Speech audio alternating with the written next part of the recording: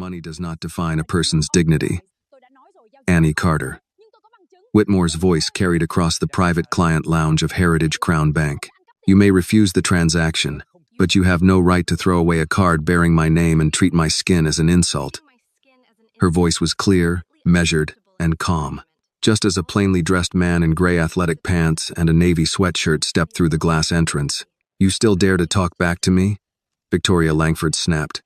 Do you want me to call security and have you thrown out? Annie drew a slow breath. Her eyes were wet, but her voice remained clear. This is a place that serves customers. Your own wall promises dignity, trust, and service. Is this how those words are supposed to look? Behind Victoria, brass letters gleamed beneath the lobby lights. Dignity, trust, service. Victoria pointed a finger at Annie's face.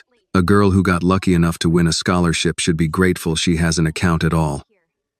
You belong outside at the public window, not sitting in a private lounge meant for respectable clients. The black card Victoria had taken from Annie lay on the floor between them.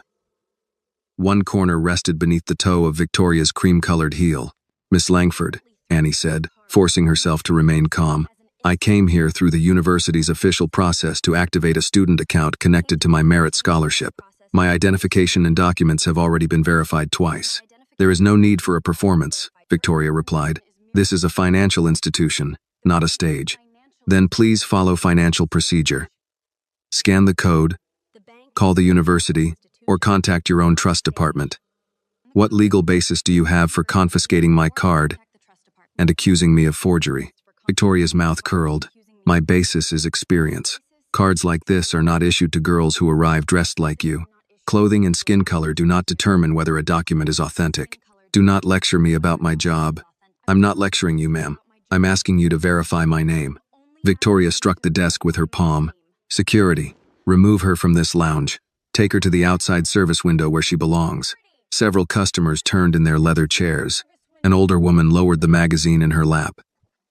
A man near the coffee station quietly raised his phone. Annie looked through the glass doors.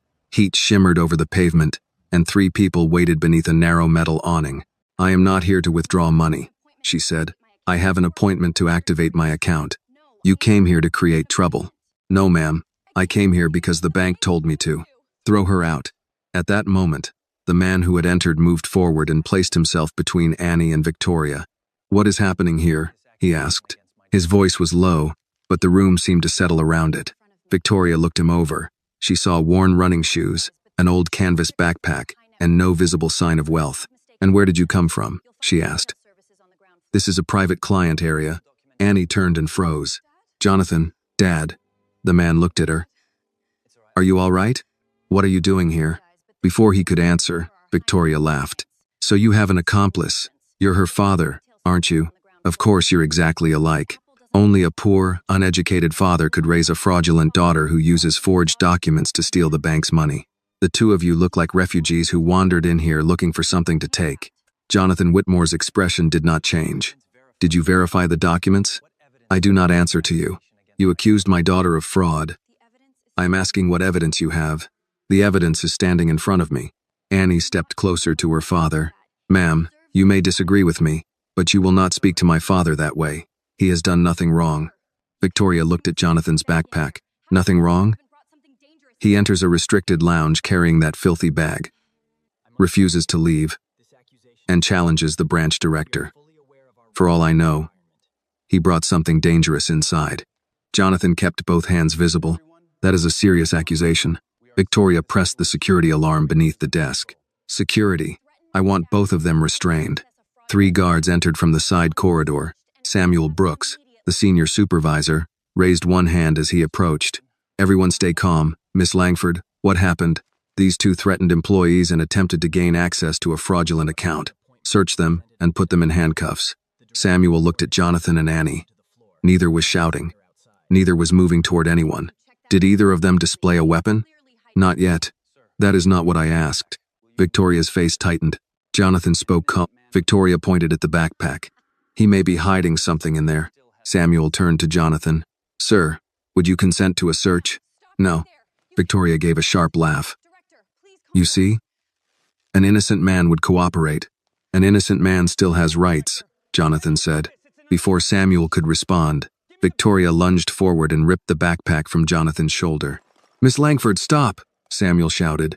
She had already pulled the zipper open. With both hands, she turned the bag upside down. A metal thermos struck the marble with a hard clang. Several notebooks scattered across the floor. A bottle of medication rolled beneath a chair. A framed photograph landed face down. A sealed envelope with Annie's name written across the front slid to her feet. Then came a stack of documents stamped confidential. Victoria stepped on one of them. Annie rushed forward. "What are you doing? Get your foot off that." Jonathan caught her gently by the arm. "Dad, those are your papers." "I know." She had no right. "I know." Annie looked at him, confused by his restraint. Jonathan shook his head once. "Let her continue." The small gesture told Annie what he had decided. He was no longer trying to end the confrontation quickly. He wanted to see how far Victoria would go while she still believed they had no power. Victoria picked up one of the papers, glanced at the official seal, and tossed it aside without reading. More forged documents. She turned toward the customers. "You all see this, don't you? Two penniless people enter a private bank carrying a stolen card and a bag full of fake papers, then accuse me of discrimination when I refuse to give them money. We never asked you to give us money," Annie said. "I asked you to activate an account that already belongs to me." Victoria reached into the wastebasket and pulled out the black card. "Where did you get this?" "It was mailed with my account documents." "That was not my question. The bank sent it." Annie pointed toward the blue folder on the desk. "My appointment confirmation is there. My state identification is there. My scholarship letter is there. The verification code from the trust department is there. You have everything you need." Victoria looked from Annie to Jonathan. "So the two of you planned this together?" Jonathan's voice became colder. "I suggest you choose your next words carefully. And I suggest you leave before the police arrive." Jonathan looked down at the papers beneath Victoria's shoe. One document bore the seal of Whitmore Financial Group. Another contained the acquisition certificate proving legal ownership of Heritage Crown Bank. Victoria had not bothered to read either one. Beside them lay the cracked family photograph and the sealed birthday letter Jonathan had carried for Annie. For the first time, a slight tremor passed through his hand. Then it stopped. He lifted his eyes and looked directly at Victoria Langford. His face was calm, but something in the room had changed. Victoria mistook that silence for defeat. Victoria Langford folded her arms and looked down at the belongings scattered across the marble floor. A satisfied smile spread across her face. In her mind, she had protected the bank from people who had wandered into a place reserved for a better class of customer. "Well," she said, raising an eyebrow at Jonathan. "Nothing to say now?" Jonathan remained still. Victoria turned toward the guards. "What are you waiting for? Handcuff them. Both of them. The police can take them from here." "Miss Langford," Samuel Brooks said cautiously, "I think we should examine the blue folder before we make that decision." Victoria spun toward him. "Are you telling me how to run my branch?" "No, ma'am. I'm saying we should verify the documents. The bank's duty is to filter out fraudulent activity." She pointed at Jonathan's worn clothes, then at Annie's shoes. "Look at them. A man in an old tracksuit, and a black girl wearing shoes that should have been replaced years ago. Where would they get a Heritage Crown private black card?" Samuel's jaw tightened. Victoria moved closer. "Would you like to lose your job for protecting criminals?" Annie stepped in front of Jonathan. Anger burned in her eyes, but when she spoke, her voice remained measured. "Miss Langford, my father's clothing has not damaged this floor. Your heel, however, is standing on his private documents. Please move your foot." Victoria looked down at the paper beneath her shoe and deliberately twisted her heel against it. "Private documents?" She laughed. "These are worthless pieces of paper. People like you learn a few legal words and think they can frighten educated professionals. You still haven't verified a single page. I don't need a lecture from a scholarship girl." Victoria pointed toward the entrance. "Go outside and complain in the heat. There is no money here for you to steal." A few customers exchanged uneasy looks. The older woman who had been holding a magazine lowered it completely. Her phone remained angled toward Victoria. Victoria noticed, "Recording is not permitted in the private lounge." The woman adjusted her glasses. "Then perhaps you should behave as though someone is watching." Victoria recognized her. "Mrs. Parker, this matter does not concern you. It concerned me when you threw that young woman's card onto the floor. I am following fraud prevention procedures. You have not followed a procedure since I began watching." Victoria turned away before anyone else could join the exchange. She pointed at Annie's blue folder. Put those documents in an evidence bag. Neither of them leaves with a single page. Samuel did not move. Those are personal records. We have no evidence that a crime occurred. I am the branch director, and I am responsible for security decisions. The words were respectful, but the refusal was clear. Jonathan studied Samuel for a moment, then looked at Victoria. Miss Langford, he said, his voice low. You mentioned filtering people. Is that an official policy? Or do you have another system that does not appear in the bank's rules? Victoria paused. For the first time, uncertainty crossed her face. It disappeared almost immediately. Are you accusing me of something? I asked a question. I work for the benefit of our most valuable clients. This branch was created to serve successful people, not beggars who walk in demanding privileges. Jonathan slowly shook his head. You are wrong. This bank was built to serve human beings. It was not built so that you could use its walls and authority to distribute contempt. You should not need to know who I am before deciding to treat my daughter like a person. Victoria stared at him, then gave a short laugh. Who do you think you are, some kind of king? She turned sharply toward the guards. Handcuff them now. Jonathan's attention shifted to Annie's wrist. A red mark was forming above her hand. His expression tightened. Did she touch you? Annie glanced down. It's nothing. That wasn't my question. She grabbed me when I reached for the card. If Jonathan's concern for Annie touched your heart, please like this video, comment where you are watching from, and subscribe to the channel for more powerful stories. Jonathan looked at Victoria. Did you put your hands on my daughter? She attempted to seize bank property during a fraud investigation. The card carries her name. Anyone can print a name. You keep repeating that, but you still refuse to verify it. Victoria went behind the reception desk and began typing. The account is officially flagged. Any further attempt to access it will be reported as suspected fraud. Annie stepped closer to the desk. You are changing the record while we are standing here. I am documenting your behavior. You are writing a story that makes you look right. Something in Annie's voice troubled Jonathan more than tears would have. She sounded as though she understood what it meant to be judged first and documented afterward. He wondered how often she had faced moments like this without telling him. Victoria glanced at them. Are you planning your next lie? Before Jonathan could answer, the large glass doors opened again. What is going on in here? A man carrying an expensive leather briefcase entered with 2 corporate auditors behind him. He wore a dark suit despite the August heat and moved with the urgency of someone whose schedule had already been disrupted.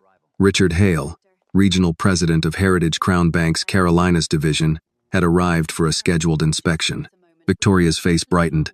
Mr. Hale, thank goodness you're here.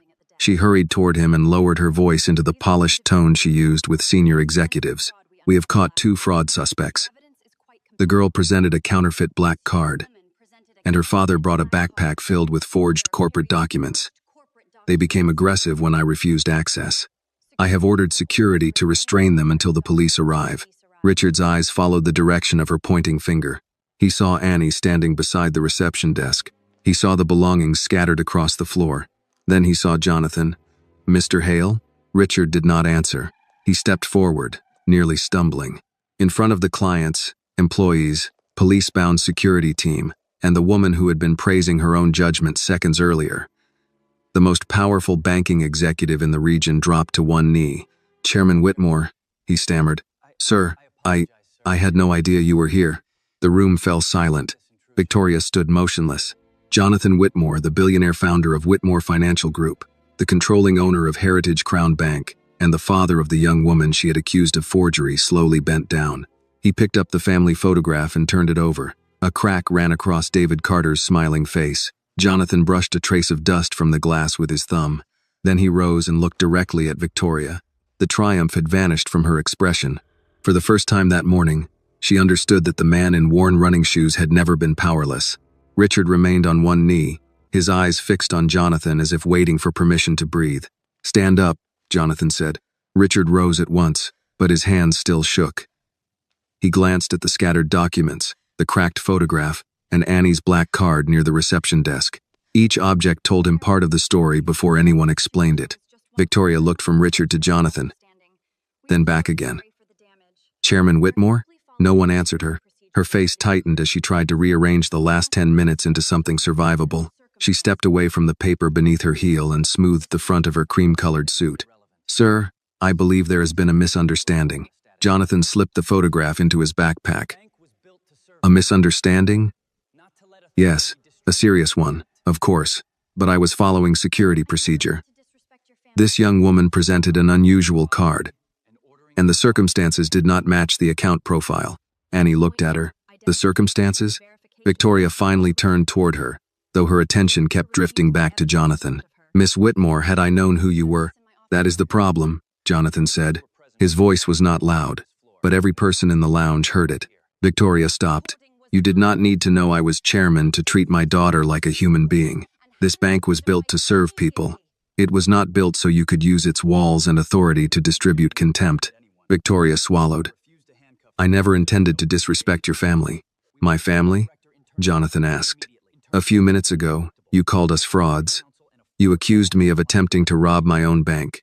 You ordered security to handcuff my daughter. I was acting on the information available to me. You refused the information available to you. Annie pointed to the blue folder. My appointment was in your system. My identification matched. The trust department left a verification note. You chose not to read any of it. Victoria's eyes flicked toward Richard. Mr. Hale, perhaps we should move this conversation to a private office. Richard opened his mouth, but Jonathan answered first. No, sir, with respect, there are customers present. There were customers present when she threw Annie's card on the floor. Victoria lowered her voice. Public discussion could damage the bank. Jonathan looked at her for a long moment. The damage began before I entered the building. Mrs. Parker rose from her chair. I recorded most of it. Victoria turned sharply. That recording was made without authorization. Mrs. Parker slipped the phone into her handbag. Then you may explain that to the police after they review what it contains. Samuel cleared his throat. Chairman Whitmore, I can confirm that neither you nor your daughter threatened anyone. I refused the order to handcuff you because there was no legal basis. Jonathan nodded once. Thank you for telling the truth. Samuel's expression did not ease. I should have questioned the situation sooner. That will be reviewed. So will everything else. Victoria's confidence faded another degree. Richard stepped closer to Jonathan. Sir, I can suspend Miss Langford immediately and begin an internal investigation. Internal? Richard understood the warning. Independent. We can bring in outside counsel and compliance. Jonathan glanced toward the branch cameras above the lobby. First, preserve every recording from this morning. No one touches the system except the forensic team. Lock every account note, security report, email, fee adjustment, and complaint connected to this branch. Richard nodded quickly. Of course. And remove Miss Langford's access now. Victoria stared at him. You cannot be serious. Jonathan looked at Richard. Richard took out his phone and called the regional operations office. Disable Victoria Langford's credentials immediately. All systems. Email, branch access, customer records, surveillance archive. Victoria stepped toward him. Richard, think about what you are doing. He moved back. For the first time, she had no one in the room willing to protect her title. Annie picked up the black card from the counter. Dust marked one edge. She wiped it with her thumb but did not put it away. There is something else, she said. Jonathan turned to her. Annie lifted her phone and opened the photograph she had taken before the receptionist removed the service sheet. This was on the desk. Richard studied the image. What am I looking at? Customer names with letters beside them. P, R, O, and S. Victoria's face changed. It was small, but Jonathan saw it. Annie saw it too. What do they mean? She asked. They are routine workflow markings, Victoria replied. Then explain them. Victoria folded her arms again, though the gesture no longer looked confident. Preferred, review, outside service, and security attention. Richard frowned. Those are not approved codes. They are local management tools. Annie enlarged the photograph. Most of the customers marked O or S have Black, Latino, or immigrant names. That proves nothing. Maria Delgado stood behind the teller counter, gripping its edge. Jonathan noticed her. Do you know what those codes mean? He asked. Maria looked at Victoria, then at Richard. Her lips parted, but no sound came. Victoria's stare hardened. Maria, she said, be careful. The warning was quiet enough to sound almost polite. Maria looked down at the employee badge pinned to her blouse. 17 years at the bank. 17 years of schedules, evaluations, health insurance, and retirement contributions. Jonathan could see the calculation on her face. Annie stepped closer, but not so close that Maria would feel cornered. You don't have to protect us. Annie said. Just tell the truth. Maria's eyes filled. The letters mean exactly what she said, she answered, but they were not based on transaction risk. Victoria cut in. Maria is confused. No, ma'am. Maria removed her badge and placed it on the counter. I have been confused about why I stayed quiet. I am not confused about what I saw. The room remained still. Maria continued. P meant the customer should receive preferred treatment. S meant call security before there was any problem. Richard's face tightened. Who created that system? Maria looked directly at Victoria. She did. Victoria shook her head. This is retaliation from a disgruntled employee. Maria's voice trembled, but she did not stop. You told us to protect the appearance of the private lounge. You told us some customers made wealthy clients uncomfortable. That is a lie. I saved the emails. The last trace of color left Victoria's face. Jonathan looked at Richard. How many complaints about this branch reached your office? Richard hesitated. That hesitation answered more than a denial would have. Jonathan's eyes narrowed. How many? Richard lowered his voice. There were service complaints. About discrimination? They were never formally substantiated. Were they investigated? Richard looked toward Victoria, then at the floor. No. Annie held the black card at her side. So she was not the only one who decided people like me were easier to ignore. Richard did not respond. Outside, police sirens stopped near the entrance. Jonathan turned toward the glass doors as two officers approached. Victoria straightened, as though the arrival of another uniform might still rescue her. Jonathan looked back at her. You called them here with a lie, he said. Now you are going to stand in this room while the truth is recorded. The glass doors opened, and Lieutenant Denise Callahan entered with Officer Michael Turner a step behind her. Callahan was a black woman in her late 40s with silver beginning to show at her temples. She did not reach for her weapon. Instead, she paused long enough to read the room, the overturned backpack, the papers across the marble, the customers holding phones, the security guards standing apart from Jonathan and Annie, and Victoria waiting behind the desk as though the officers had arrived to confirm her authority. Who placed the emergency call? Callahan asked. I did. Victoria moved toward her. I am Victoria Langford, branch director. These two attempted to gain access to a high-value account with forged documents. The man became aggressive, threatened me, and may have entered the bank intending to commit robbery. Callahan looked at Jonathan. He stood beside Annie with his hands visible. His backpack was open at his feet. Did anyone display a weapon? Victoria hesitated. Not visibly. Did anyone demand cash? They demanded access to funds. Annie spoke before Victoria could continue. I asked her to activate my student account. Callahan turned to her. Your name? Annie Carter, Whitmore. Victoria gave a sharp laugh. That surname means nothing.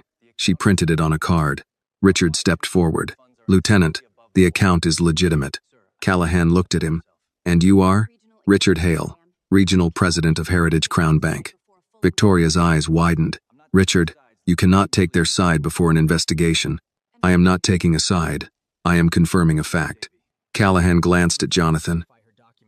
And you? Jonathan Whitmore. Officer Turner looked from Jonathan to Richard. Recognition crossed his face, but Callahan did not react. Were you asked to leave?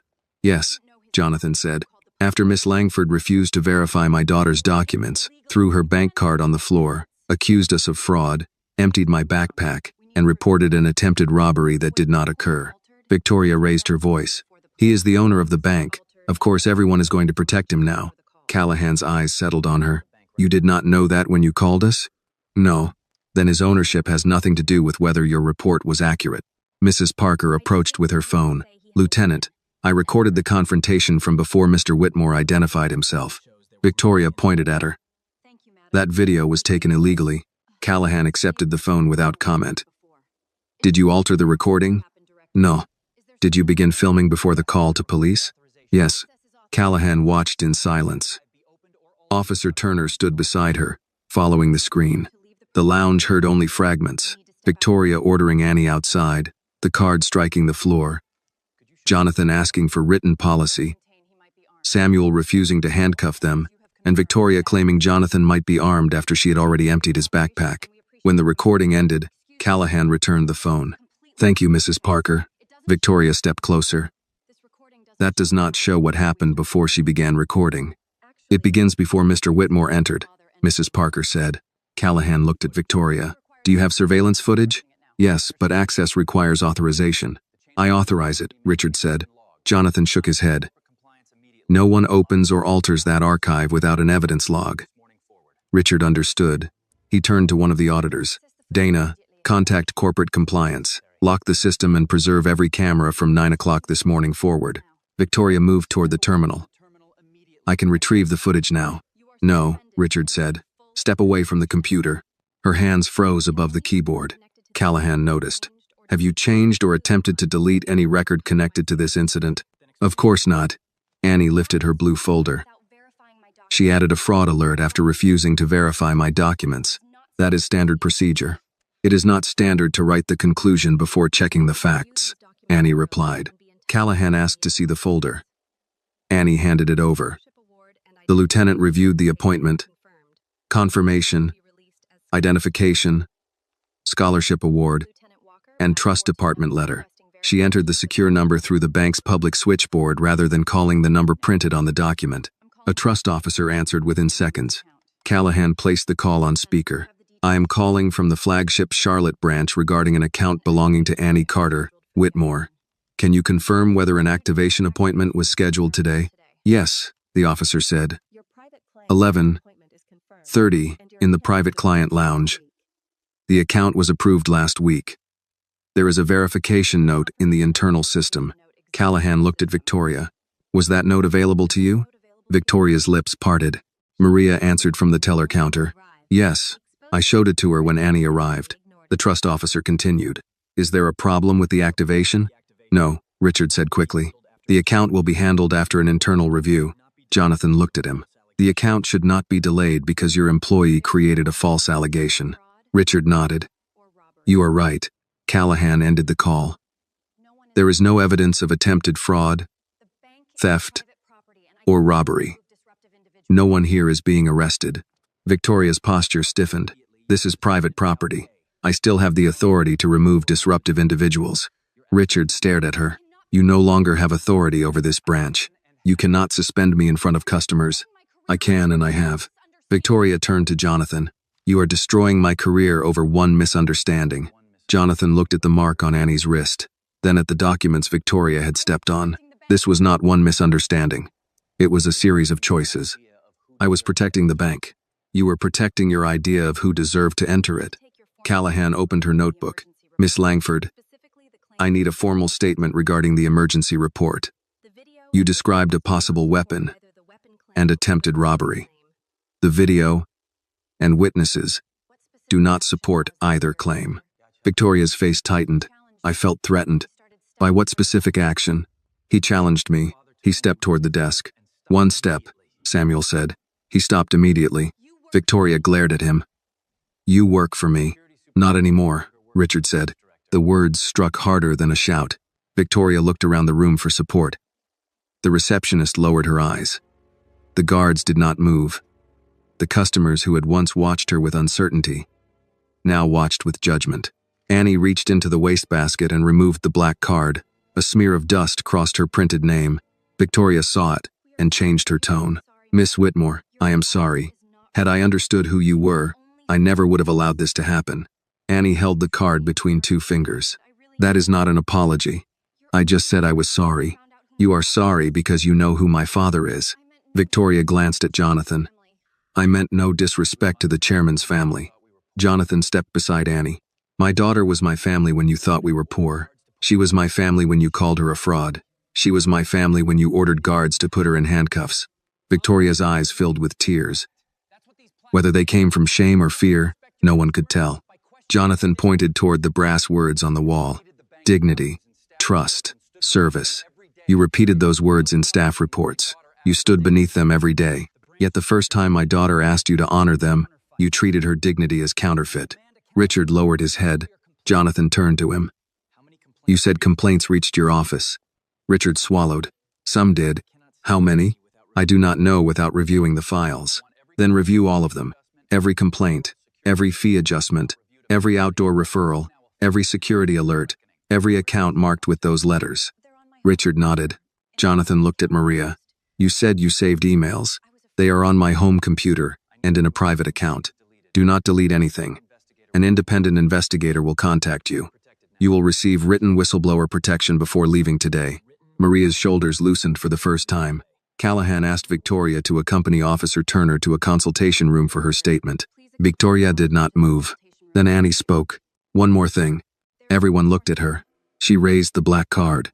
I want the account activated, but I do not want special treatment.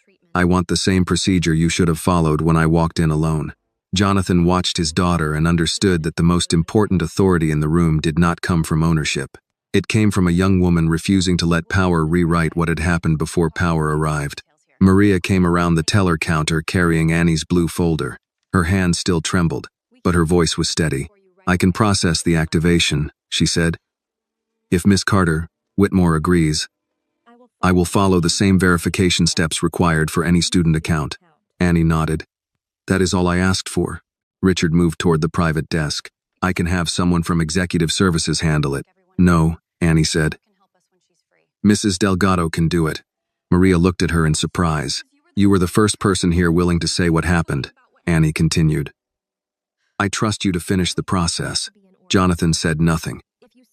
He understood that stepping in now would turn Annie's decision into his order. Maria led her to an open station. She checked Annie's state identification, entered the appointment number, and called the trust department through the bank's internal directory. The officer on the other end confirmed the scholarship account, the trust connection, and the authorization code. Maria scanned the documents, asked Annie to create a personal identification number, and printed the disclosures Victoria had refused to open. The entire process took less than 7 minutes. When it was complete, Maria placed the black card on the counter. Your account is active, she said. There are no activation fees, and no funds have been frozen. Annie looked at the card but did not pick it up immediately. So there was never a problem with my documents. No, Maria said. There was not. Victoria stood near the consultation room with Officer Turner beside her. You cannot make that determination while a fraud review is open. Richard turned toward her. The review was created without cause. You are taking the word of an 18-year-old girl over a branch director with 9 years of experience. No, Lieutenant Callahan said.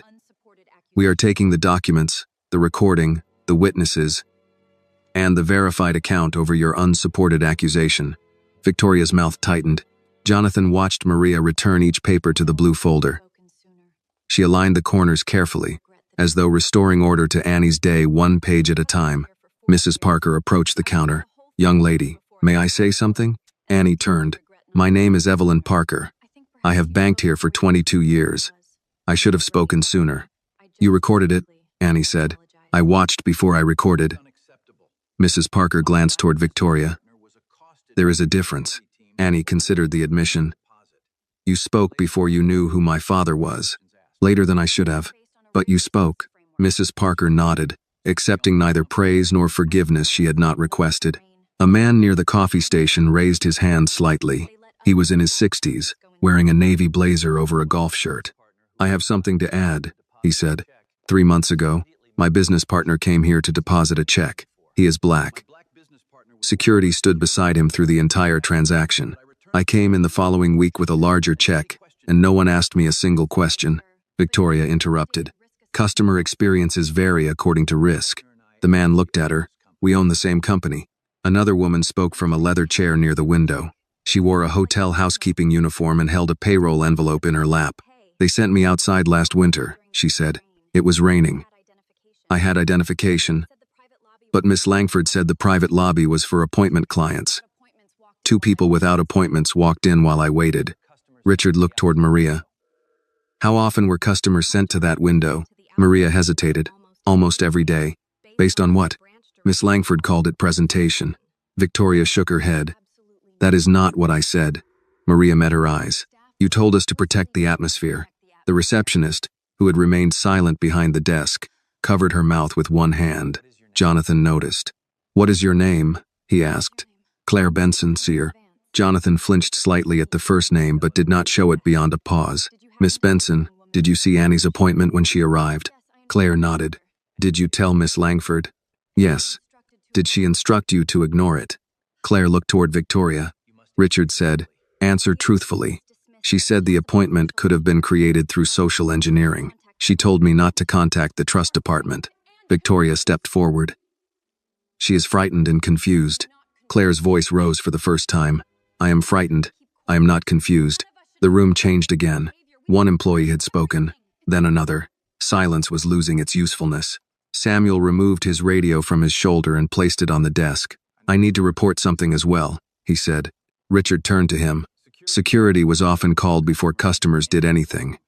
We were told to observe certain people when they entered. Sometimes the alert came from Miss Langford. Sometimes from the front desk. Did you keep records? Every dispatch is logged. Victoria said. Those records contain confidential security information. Jonathan looked at Richard. They are now part of the preservation order. Richard nodded to Dana Foster, one of the auditors. Secure the security logs. No edits. No deletions. No local access.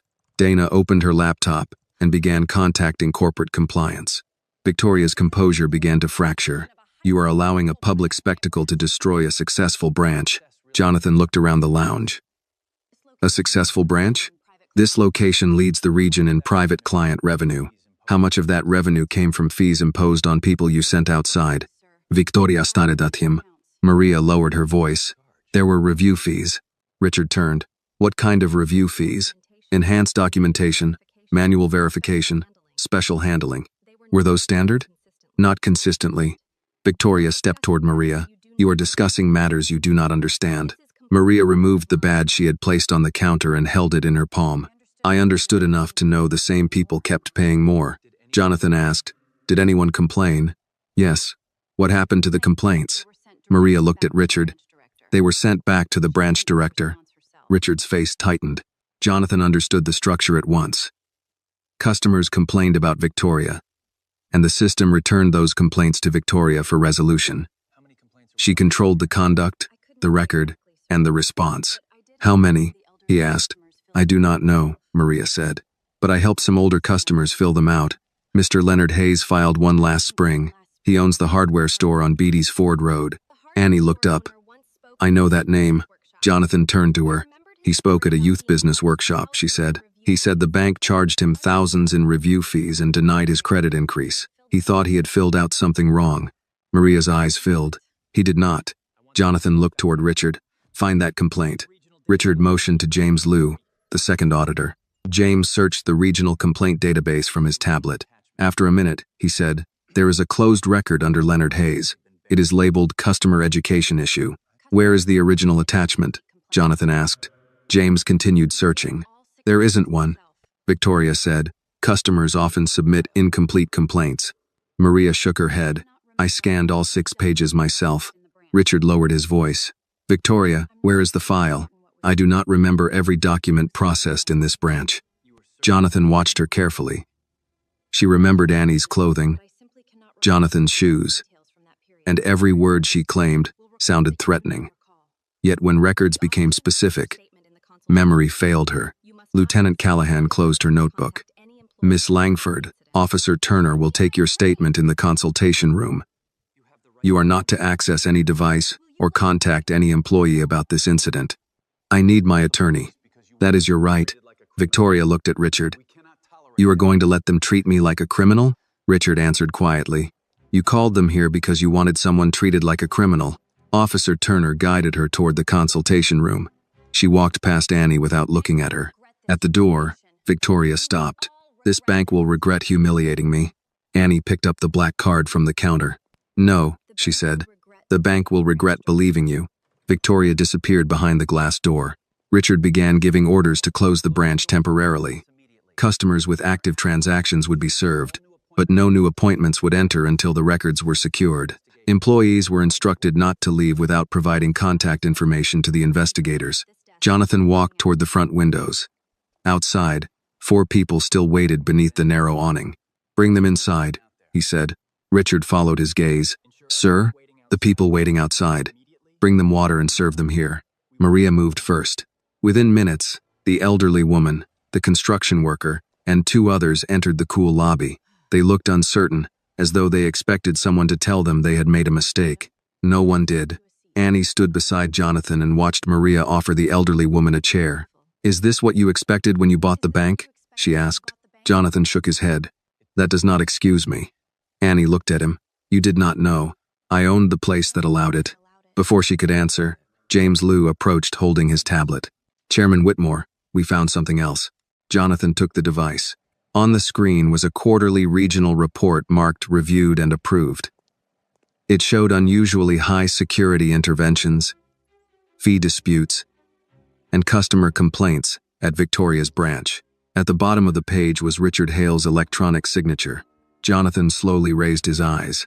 Victoria had built the system, but someone above her had seen its shadow and chosen not to look closer. Jonathan held the tablet without speaking. Richard's electronic signature sat beneath the report as neatly as any approval he had ever placed on a board document. How many times did you receive this? Jonathan asked. Richard glanced at James Liu, then back at the screen. Quarterly reports come through my office all the time. That was not my question. Richard swallowed. At least 4 times. And each report showed the same pattern? The numbers changed. Did the pattern change? Richard did not answer. Annie stood beside her father, the black card still in her hand. She looked at Richard with the same controlled disappointment she had shown Victoria. You knew customers were being sent to security more often here. We saw higher incident numbers. You knew complaints were increasing. We were told most of them involved misunderstandings. By whom? Richard looked toward the consultation room where Victoria was giving her statement. Annie nodded once. You asked the person being accused whether the accusations were true. Richard's face tightened. That is how local management reviews usually work. Jonathan handed the tablet back to James. Not anymore. He turned to Richard. You will have no authority over this investigation. Jonathan, Chairman Whitmore, Richard corrected himself quickly. I understand how this looks, but the reports did not say racial discrimination. They did not need to use those words to require questions. The branch was profitable. Customer retention among private clients was strong. Victoria's explanations were consistent with fraud prevention. Jonathan's expression hardened. You chose the explanation that protected the revenue. Richard lowered his voice. I was trying to protect 12,000 employees and the value of the institution. No, you were protecting yourself from an inconvenient answer. The words landed in the quiet lobby. Richard looked around and seemed to realize that employees, customers, auditors, and police officers were listening. Jonathan continued. If a report tells you one branch calls security more often than every comparable location, charges more review fees, and closes more complaints without follow-up, you do not get to call that noise because the profits remain high. Richard looked down. Jonathan pointed toward the outdoor customers now seated inside with cups of water. That is what your silence looked like to them. Maria stood near the elderly woman, helping her review a deposit slip. When she heard Jonathan, she lowered her head. Annie noticed. You were afraid, Annie said to her. Maria looked up. That does not make what I did right. No, Annie replied, but speaking now still matters.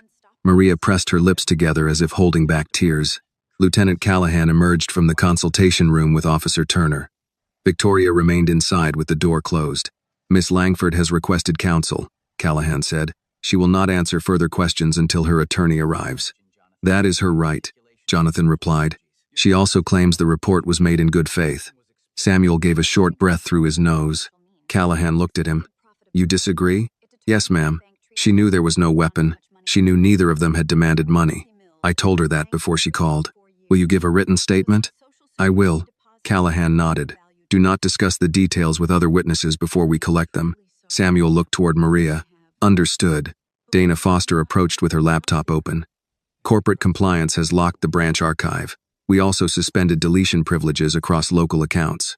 Across local accounts? Jonathan asked. Someone attempted to access the surveillance file 11 minutes ago. Every face turned toward the consultation room. Richard stared at Dana. From which login? Victoria Langford's. Callahan's posture changed. After she was told not to access the system? Yes, Dana continued. The deletion request did not complete. The archive was already being mirrored to the regional server. Victoria's voice came through the glass door. I was trying to preserve the footage. Callahan opened the door halfway. Do not speak about the case without your attorney, and do not touch the computer. Victoria stepped back from the desk. Jonathan said nothing, but the decision forming behind his eyes was visible. Richard moved closer. Sir, we should suspend the entire leadership team before anyone else can alter records. Jonathan looked at him. That includes you. Richard went still. You signed the reports. Jonathan continued. You will surrender system access until the independent review determines what you knew and when you knew it. Jonathan, I have served this bank for 28 years, and that makes the signature worse, not better. Richard's shoulders sagged. He took out his access card and placed it on the reception desk beside Maria's employee badge and Annie's black card. 3 objects, 3 different kinds of authority, all reduced to plastic on polished stone. James Liu began reading from the regional report. Security interventions at this branch were 43% above the regional average. Manual review fees were 61% higher. Complaint closures without supporting documentation were almost triple. Annie looked at Jonathan. How did no one stop this? Jonathan answered quietly, because every number belonged to a different department. Security saw alerts. Compliance saw fees. Customer service saw complaints. No one was required to put the pieces together. That sounds convenient. It was.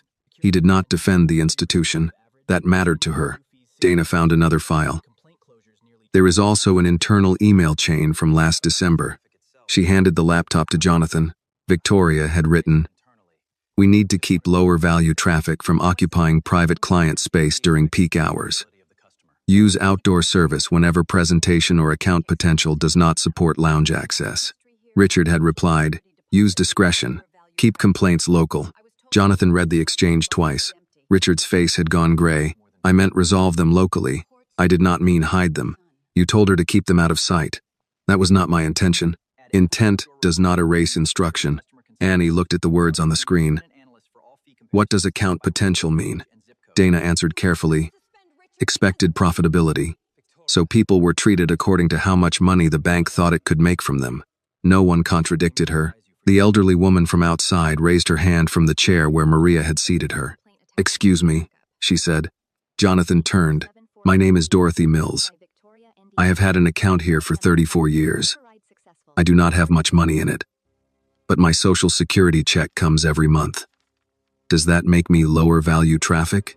Richard looked away. Jonathan walked toward her. "No, Mrs. Mills. Then why did they make me stand outside last week when the lobby was empty?" Maria closed her eyes. Dorothy continued. "I asked if I could sit inside because of my blood pressure. They told me the chairs were for appointment customers." Jonathan crouched so he was at eye level with her. "That should not have happened." She studied him. "Are you really the man who owns this bank?" "Yes, ma'am." "Then why didn't you know?" The question was not angry. That made it harder. Jonathan took a moment before answering. "Because I trusted reports more than people." Dorothy nodded. "Reports do not stand in the sun." Annie looked at her father.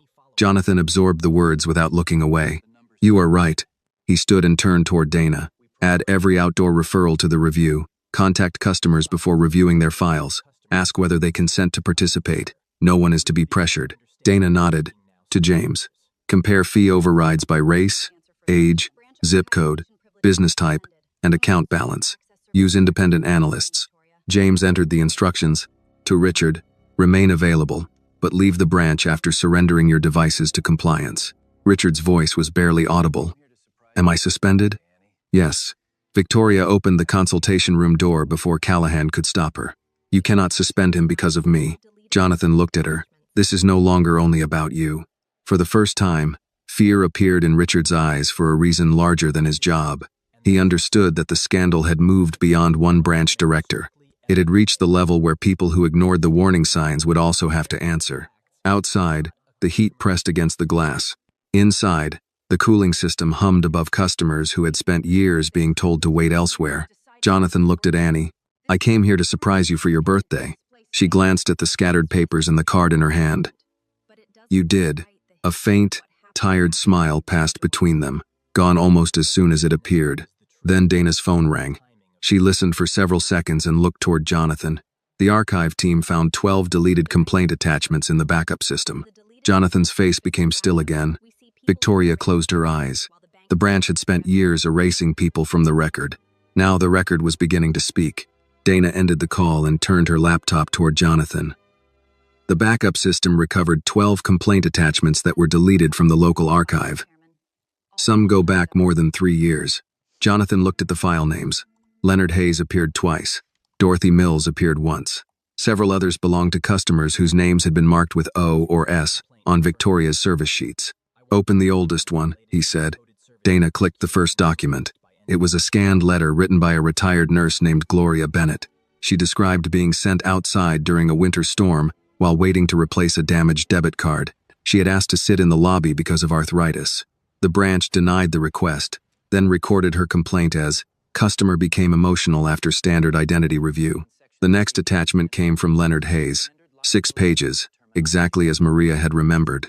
He documented an unexplained $4,800 review fee, a delayed credit line request, and repeated demands for records that had already been submitted. At the bottom of the scanned complaint was Victoria's handwritten note. "Customer lacks sophistication. Recommend closure without escalation." Annie read the words over Jonathan's shoulder. She blamed him for not understanding what she was doing to him. Jonathan's jaw tightened. That is how systems protect themselves. They turn confusion into guilt. Victoria stood inside the consultation room, visible through the glass. Officer Turner remained near the door while she waited for counsel. Her earlier confidence had disappeared, but Jonathan felt no satisfaction. One frightened manager did not explain years of silence. Richard stared at the documents. "I never saw these attachments." Dana looked at him. "Your office received the complaint summaries. Summaries written by local management. You approved the closures." Richard rubbed one hand over his face. The regional team handled hundreds of cases. Jonathan turned toward him. "Stop using volume as an excuse. 12 people were erased here, and those are only the files recovered in the first hour." Richard said nothing. Lieutenant Callahan approached Jonathan. "We have enough to establish that the robbery report was unsupported. Whether it was knowingly false will depend on witness statements and the recording." "She knew there was no weapon," Samuel said. Callahan nodded. "Put that in writing. Use your own words. Do not discuss your statement with anyone else." Samuel glanced toward Victoria. "Understood." Callahan addressed Jonathan. "Your company's investigators may review internal misconduct, but anything related to criminal evidence needs a clear chain of custody. You will have it. I also need everyone to avoid turning this into a public hearing while we are still collecting statements." Jonathan looked around the lobby. Several customers still held phones. A local reporter had appeared outside near the police cars, speaking to a cameraman. "The public part has already begun," he said. "Then be careful not to give people a version before the evidence is complete." Jonathan respected the warning. Wealth had taught him that people often rush to agree with the most powerful voice in a room. If he spoke too soon, witnesses might begin repeating his interpretation instead of their own memories. He turned to Richard. "No press statement until outside counsel approves one based on verified facts." Richard nodded. "Communications will want to say we are investigating a customer dispute. This was not a dispute. What wording do you want?" "The truth we can prove." A customer presented valid documents. The branch failed to verify them. Police were called on allegations not supported by current evidence. Records have been secured, and an independent investigation has begun. Richard hesitated. "That exposes the bank." Jonathan looked at Dorothy Mills, who was still holding her cup of water with both hands. The bank was exposed when it left customers outside. Annie stood near Maria's station, reading the account disclosures she had finally received. The black card rested on the counter beside her identification. Jonathan walked over. "Are you ready to leave?" Annie looked toward the customers who had started giving their names to Dana and James. "Not yet. You have been through enough. So have they." Jonathan recognized the firmness in her voice. "What do you want to do?" "I want to hear them before everyone starts talking for them." He nodded. "Then we stay." Maria brought a chair for Dorothy and another for the hotel worker, whose name was Tasha Green. Samuel moved the remaining customers away from the entrance so the police could work without blocking the lobby. The private lounge, designed to separate valuable clients from everyone else, became an informal waiting room for people who had once been directed outside. Tasha spoke first. She explained that she had come to cash a payroll check the previous December. Her hotel uniform was clean, but she had arrived after an overnight shift. Victoria told her private clients complained when service workers occupied the lounge. "I thought maybe I smelled like cleaning chemicals," Tasha said. "I went home and threw the uniform away." Maria covered her mouth. Tasha looked at her. "You were there." "I know. You did not say anything." "No." Maria's voice broke. "I am sorry." Tasha studied her, then nodded once. "Do better now." "I will." Annie wrote down Tasha's contact information only after asking permission. She did the same for Dorothy. Jonathan noticed she did not promise money, legal results, or quick justice. She listened and repeated details to make sure she understood. That restraint made him proud and ashamed at the same time. Proud because Annie had grown into the kind of person who knew how to hear another human being. Ashamed because she had learned the skill partly by surviving moments he never knew about. Richard's phone rang. He checked the screen. "It is the board chair." Jonathan held out his hand. "Give it to me." Richard passed over the phone. Jonathan answered. "Margaret," a woman's voice came through sharply. "I am hearing that police are at the flagship branch and that you suspended the regional president in front of customers."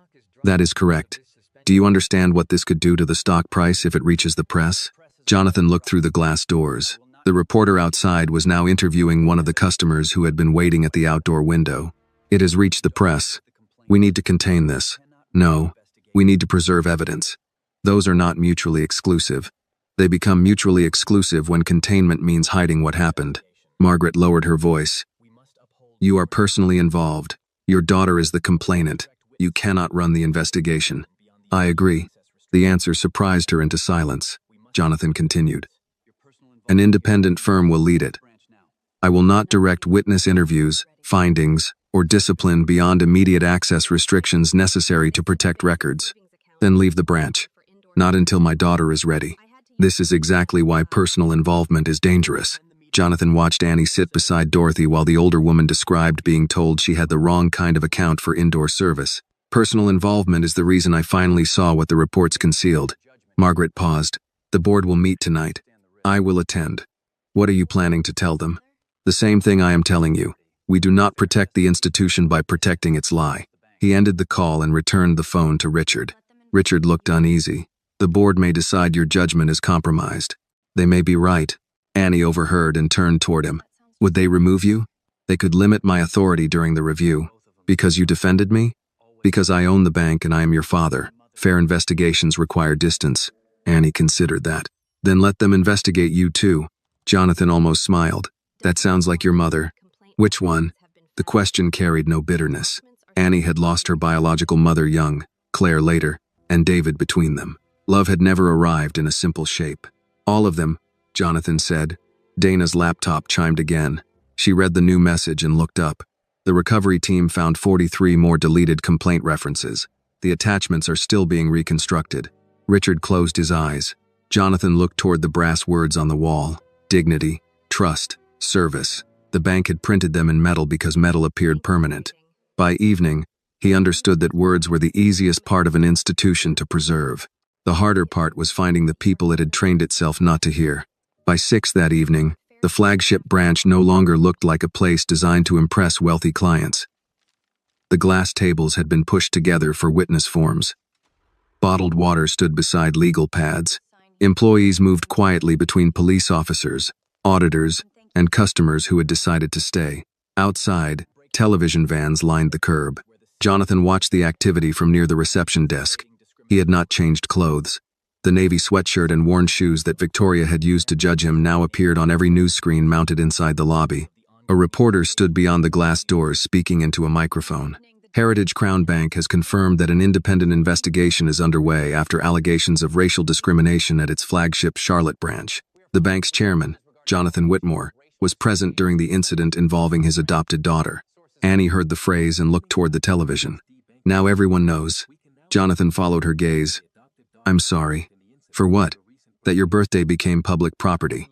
Annie folded her arms. "It stopped being private when she threw my card across the floor. That does not mean strangers have the right to decide who you are." "They will anyway."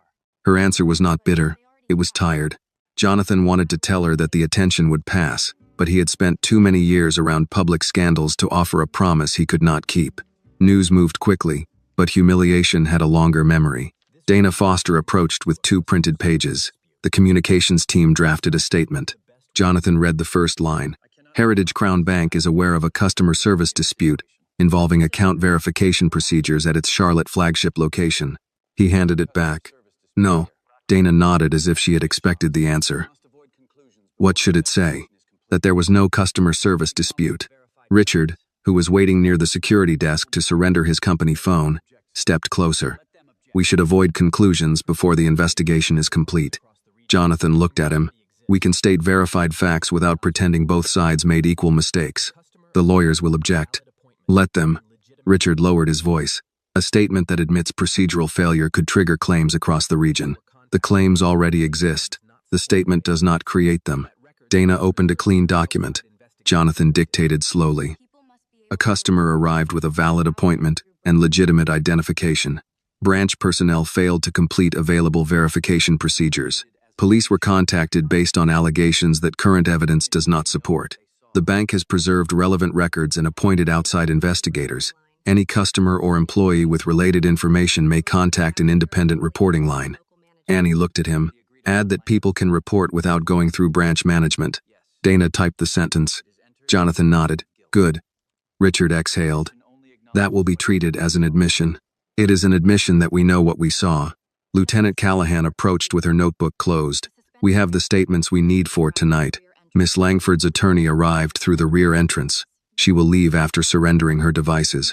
Is she being arrested? Annie asked. Not tonight. We are reviewing the false report allegation and possible interference with records.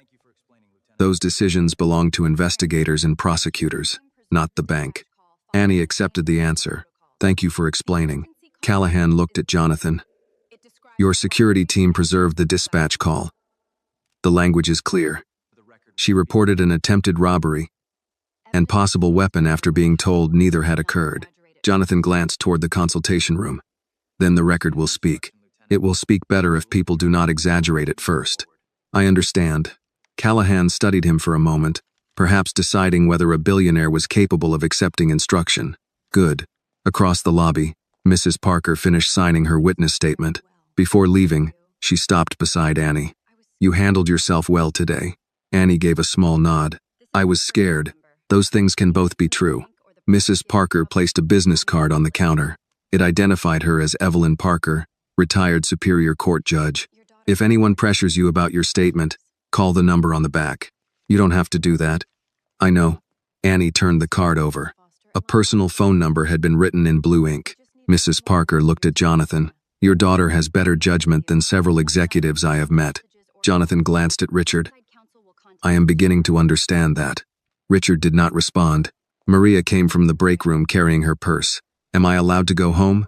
Dana answered. Yes. Your devices are not being seized, but do not delete messages or files. Outside counsel will contact you tomorrow. Maria nodded. My grandchildren are waiting. Annie walked with her toward the entrance. Are you worried? About my job? My pension? Whether everyone in this city will know I stayed quiet? Maria gave a tired smile. Pick one. You told the truth. After 17 years, Annie looked through the doors at the cameras. Some people never do. Maria studied her face. That is generous. It isn't forgiveness. I know. The honesty seemed to comfort Maria more than easy reassurance would have. She touched Annie lightly on the shoulder. Happy birthday, sweetheart. I am sorry this is the day you got. Annie's expression softened. Thank you. After Maria left, Jonathan checked the time. We should go home. Annie looked toward the branch employees still being interviewed. You said the board meets tonight. At 8. Will you be there? Yes. Then I want to come. Jonathan shook his head. No. Her eyes narrowed. Why? Because you have spent the entire day defending your right to be treated as a person. I will not place you in a boardroom where executives discuss you as risk, liability, or public relations. They will discuss me whether I am there or not. That does not mean you should have to hear it. Annie looked at him for several seconds. You are doing it again. Doing what? Deciding what protects me without asking what I need. Jonathan closed his eyes briefly. She was right, and the speed of his mistake embarrassed him. What do you need? To know what they are saying. Not every detail. But I don't want to go home while men in suits decide whether telling the truth was too expensive. Jonathan considered the conflict. As chairman, he understood why Annie should not attend a closed board session involving pending investigations. As her father, he understood why excluding her would feel like another version of being sent outside. You cannot attend the full meeting, he said. There are privileged legal matters and employee records. Annie's jaw tightened. But you can give a statement before the closed session begins. In person or by video. Your choice. She relaxed slightly. In person. All right. Richard had overheard. The board chair may object. Jonathan turned toward him. She can object to me. Richard looked at Annie. They are worried about market value. So was Victoria, Annie replied. She just called it customer value. At 7:30, they left the branch through the front entrance. Reporters shouted questions from behind a police barrier. Mr. Whitmore, are you firing the branch director? Annie, do you believe the bank is racist? Did you use your daughter's account to test employees? Jonathan kept one hand near Annie's back without pushing her forward. Security offered to surround them, but Annie asked them not to. At the curb, she stopped. Jonathan looked at her. You do not have to answer. I know. She faced the cameras. I went into that bank to activate a scholarship account. I brought valid documents, and I was treated like a criminal before anyone checked them. What happened matters because my father owns the bank, but it matters more because most people treated that way do not have a father who can walk in and change the room. She did not wait for another question. Jonathan opened the passenger door of the old Jeep. Annie climbed inside, and the cameras followed the vehicle until it turned onto the main road. At 8 o'clock, the board would ask how much truth the institution could afford. Jonathan already knew his answer. The greater cost had always belonged to the people forced to live with its silence. The boardroom occupied the 32nd floor of Whitmore Financial Group's headquarters, overlooking downtown Charlotte. By the time Jonathan and Annie arrived, every seat around the long walnut table was filled. 12 directors sat beneath recessed lights with tablets, printed reports, and untouched glasses of water arranged in front of them. Margaret Ellis, the board chair, stood near the windows.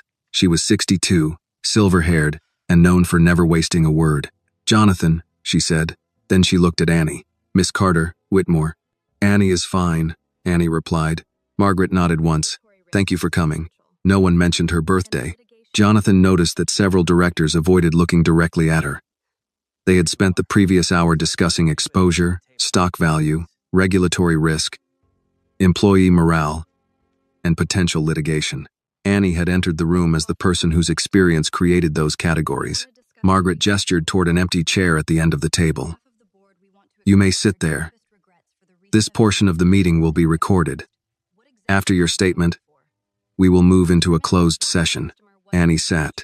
Jonathan took the chair beside her, but did not touch the microphone. Margaret began. Annie, we understand this has been a difficult day. We are sorry for what occurred. Annie looked around the room. What exactly are you sorry for? A director near the center shifted in his seat. Margaret answered carefully. That a valid customer was treated in a manner inconsistent with the bank's standards. That sounds like something written for the press. It is not intended to. Then say what happened. Margaret held her gaze. You were judged before your documents were examined. You were accused without evidence, humiliated in public, and placed at risk by a false call to police. Annie nodded. Thank you. The room settled. Margaret invited her to speak. Annie placed the black card on the table. This is what started it, she said. Miss Langford saw this card in my hand and decided I could not own it. She did not scan the code. She did not call the trust department. She did not read the note attached to my appointment. One of the directors, Thomas Reed, leaned forward. No one disputes that the manager failed to follow procedure. Annie looked at him. She did not fail to follow it. She refused to follow it. Thomas opened his mouth, then closed it. Annie continued. That matters because calling it a mistake makes it sound accidental. She looked at my skin, my clothes, and my shoes, then chose not to believe the record in front of her. Another director asked, did she make an explicit racial statement? Jonathan turned toward him, but Annie answered first. She said the color of my skin was enough for her to know I did not belong in that room. Does that meet your definition? The director lowered his eyes. Yes. She also sent people outside based on what she called presentation. Your own employees confirmed it. Margaret glanced at a preliminary summary from the branch auditors. We have received that information. Then please do not describe this as one employee losing her temper. No one interrupted. Annie rested both hands on the table. I know my father owns the bank. I know that is why everyone acted quickly after they learned who he was. But before Mr. Hale entered, I was only an 18-year-old black girl with a scholarship folder. That is the version of me your system decided was not worth checking. Thomas said, your father's ownership creates complications for the investigation. I agree. The answer surprised him. Annie went on. He should not control the findings. I should not control them either. But that cannot become an excuse to ignore what happened. Margaret asked, what outcome do you want? Annie took a moment. I want everyone affected by that branch to be contacted. I want complaints reviewed by people who do not report to the managers being accused. I want employees protected when they speak. I want the people who paid unfair fees to get their money back. And Miss Langford? Margaret asked. I want the evidence to decide what happens to her. Jonathan looked at Annie. She did not ask for revenge, though Victoria had given her reason to. Margaret asked one final question. Do you believe Heritage Crown Bank can repair this? Annie looked toward the windows. Below them, the city moved through evening traffic, each car carrying people who would never enter a boardroom like this one. I think repair begins when the bank stops asking whether the truth is affordable. Margaret nodded slowly. Thank you. Annie stood, but Thomas spoke again. One concern. Your statement to the press may expose the company to further liability. Jonathan felt Annie's body stiffen. She turned back. My statement did not create the liability. No, but public language can influence claims. So can public silence. Thomas looked toward Jonathan. This is precisely why family involvement is dangerous. Annie answered before her father could. My father did not tell me what to say. I'm not suggesting he did. You are suggesting my voice is dangerous because it cannot be controlled. That is not what I meant. It is what I heard. Margaret intervened. Thomas, that is enough. Annie picked up the black card. Before leaving, she looked at the directors. Please remember that while you discuss protecting this bank, there are people who spent years believing they had done something wrong because your employees treated them like suspects. Protect them too. She walked out. Jonathan remained beside the door until it closed behind her. Margaret waited several seconds. You may escort her home before the closed session. No, she asked me to stay. Jonathan returned to his chair. Thomas folded his hands. Then we need to discuss whether you should participate at all. I should not participate in findings related to Annie's complaint, or any disciplinary recommendation arising from it. I agree. Margaret looked at him. You are willing to recuse yourself from the independent investigation and final employment decisions? Yes. Not from ordering evidence preservation or protecting witnesses. The General Counsel, Evelyn Shaw, adjusted her glasses. That is defensible. Immediate protective action is different from adjudicating the case. Another director asked. What about Richard Hale? He remains suspended, Jonathan said. His signature appears on reports that identified the pattern. Thomas shook his head. A signature on a quarterly report does not prove knowledge. No, Jonathan replied. That is why there will be an investigation. Margaret opened a folder. We have 3 firms capable of leading it. One specializes in banking compliance, one in employment law, and one in civil rights investigations. Hire all 3, Jonathan said. The chief financial officer frowned. That will be expensive. So was ignoring the complaints. The chief financial officer pushed a market forecast across the table. If this becomes a regional discrimination case, the bank could face substantial withdrawals, regulatory penalties, and investor losses. Jonathan did not look at the forecast. How much did the bank earn from the review fees under investigation? We do not know yet. Then do not ask me to fear the cost of returning money before calculating what we took. Margaret leaned back. Communications recommends limiting tomorrow's statement to the isolated incident. It was not isolated. We do not yet know the full scope. We know 43 deleted complaint references were found in one afternoon. Silence moved around the table. Thomas said, The word systemic should not be used without statistical proof. Jonathan nodded. Agreed, but neither should isolated. Margaret considered both men. Then we state that evidence suggests broader concerns requiring independent review. The board approved the language. They also approved an external hotline, immediate preservation of 5 years of branch records, temporary removal of local complaint authority, and written protection for employees who cooperated. The vote to suspend Richard passed 10-2. The vote to publish preliminary findings within 30 days passed by a narrower margin. When the meeting ended after midnight, Jonathan found Annie asleep on a sofa outside the boardroom. Her blue folder rested against her chest. The black card remained in her hand. He removed his sweatshirt and placed it over her shoulders. Annie opened her eyes. Did they listen? They heard you. That wasn't my question. Jonathan sat beside her. Some listened, some calculated. Which did you do? He looked through the glass wall at the empty boardroom. Both. Annie nodded. At least that's honest. Jonathan glanced at the sealed letter still inside his backpack. Claire had meant for Annie to read it on a quiet birthday evening, not beneath corporate lights after midnight. We can go home now, he said. Annie stood and handed him the sweatshirt. As they entered the elevator, Jonathan's phone vibrated. Dana Foster had sent a new message. The recovered complaint files now numbered 68. One included evidence that Victoria had charged unauthorized review fees to minority-owned businesses for more than 4 years. Jonathan showed the message to Annie. She read it twice. This is bigger than the way she treated me. Yes. The elevator descended toward the lobby. Annie held the black card at her side. Then tomorrow, we stopped making it about me. By 7 the next morning, Annie's name was already trending beside the bank's. Jonathan found her at the kitchen table wearing the same clothes from the night before. She had opened her laptop but had not touched the bowl of oatmeal beside it. Clips from the branch played across the screen, most of them less than 30 seconds long. One showed Jonathan stepping toward Victoria after she had emptied his backpack.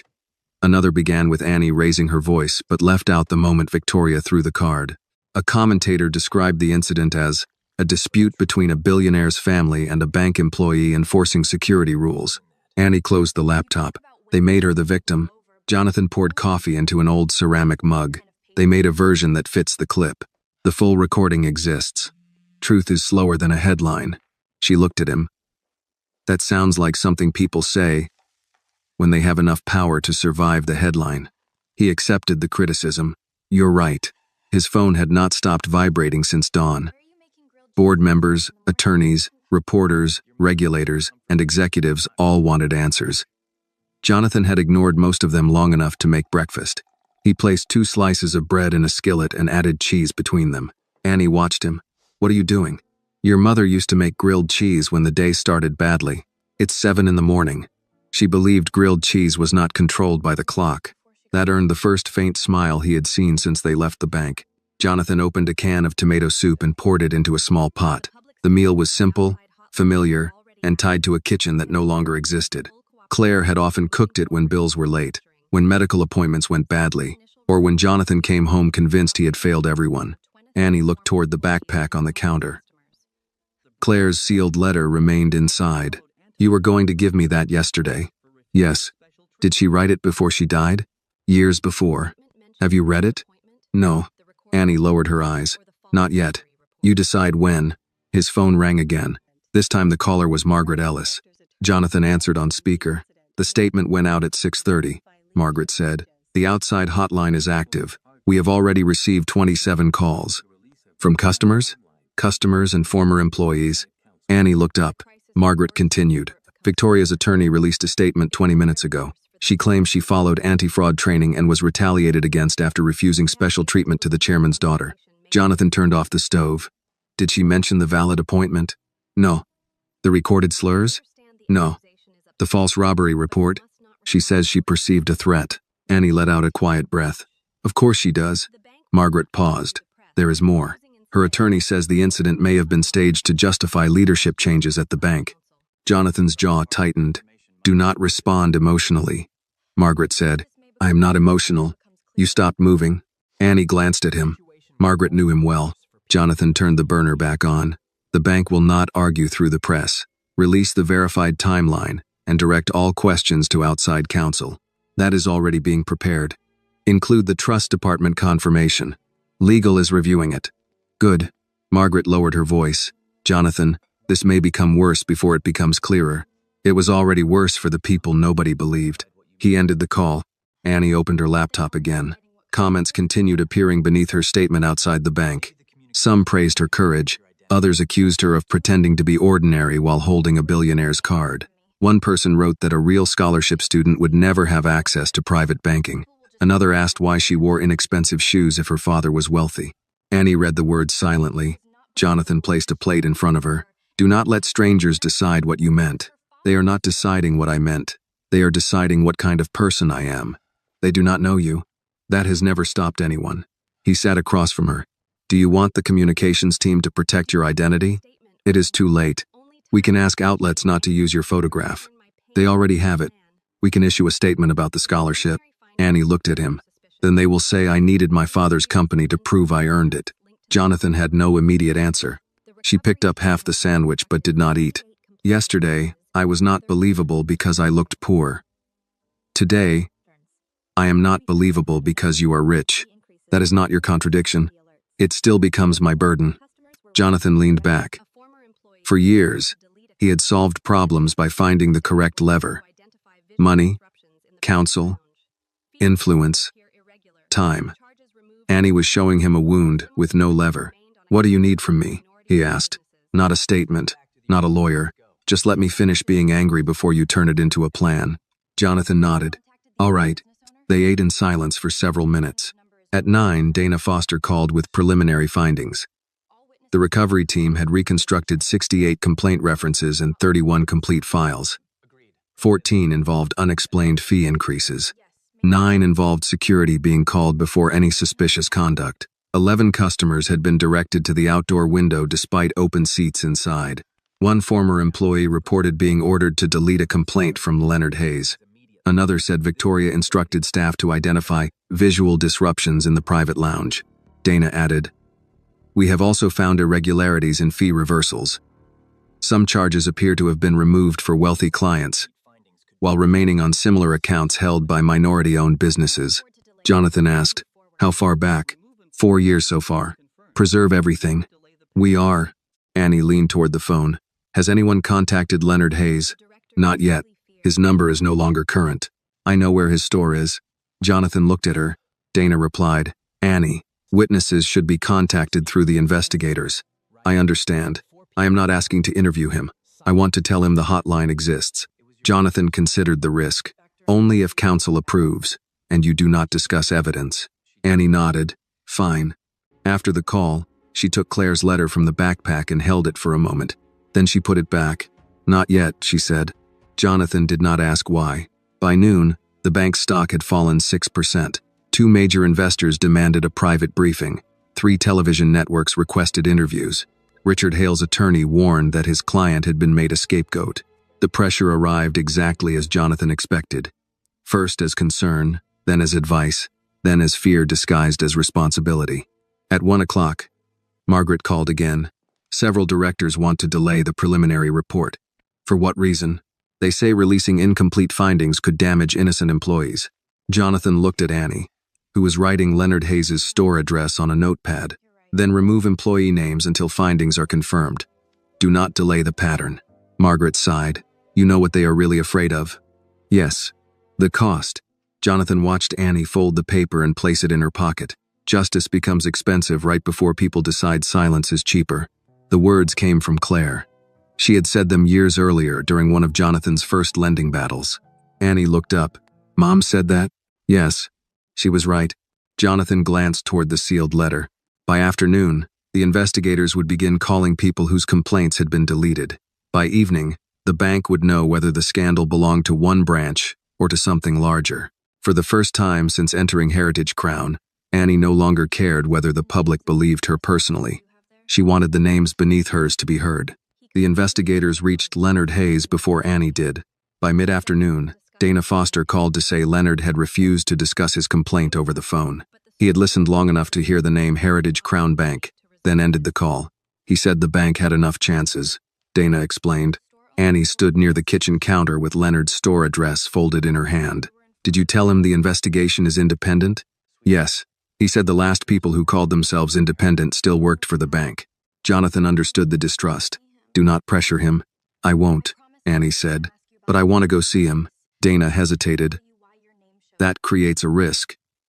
You are a central witness. I am not going to ask about his case. I only want to tell him why his name came up and let him decide." Jonathan watched her. "You should not go alone." Annie expected him to offer a driver, an attorney, or a security team. "Instead," he said, "Maria should come with you. Leonard knows her, and she can confirm that the complaint existed." Annie nodded. "That makes sense." An hour later, Maria pulled into the driveway in a 10-year-old Toyota Corolla. She had changed out of her bank uniform and wore jeans with a blue cotton blouse. Without her name badge and teller jacket, she looked less like a bank employee and more like what she was, a tired grandmother who had spent the night wondering whether telling the truth had come too late. Jonathan walked Annie to the car. "You do not promise compensation," he said. "You do not discuss documents. You do not ask him to testify." "I know. If he says no, you leave." "I know." He paused. Annie looked at him. "You're doing better." "At what?" "Asking instead of ordering. I still gave you 3 instructions. You used to give 10. Maria smiled from the driver's seat. Leonard Hayes Hardware stood on Beatty's Ford Road between a barber shop and a family-owned restaurant. A faded red awning shaded the front windows. Inside, shelves held plumbing fittings, boxes of nails, paintbrushes, work gloves, and tools arranged by someone who knew exactly where everything belonged. Photographs covered one wall. Youth baseball teams. Church food drives. High school students receiving trade school scholarships. A framed newspaper clipping showed Leonard donating lumber after a neighborhood fire. Annie understood at once why the business mattered. It was more than a store. It was part of the community's memory. Leonard stood behind the counter helping an older man choose a replacement valve. He was broad-shouldered, with close-cropped gray hair and reading glasses hanging from a cord around his neck. When the customer left, Leonard looked at Maria. I wondered how long it would take before the bank sent someone I recognized. Maria stopped several feet from the counter. They did not send me. He looked at Annie. But I know who sent her. No one sent me, Annie said. Leonard gave a dry laugh. The chairman's daughter walks into my store the day after the story breaks, and I am supposed to believe it is a coincidence? No, sir. It is not a coincidence. He waited, Annie continued. I saw your name on a branch document. I remembered hearing you speak at a youth business workshop last year. Leonard's expression shifted slightly. You were there? You told us never to borrow money without reading how the fees could change. I learned that lesson the expensive way. Maria lowered her eyes.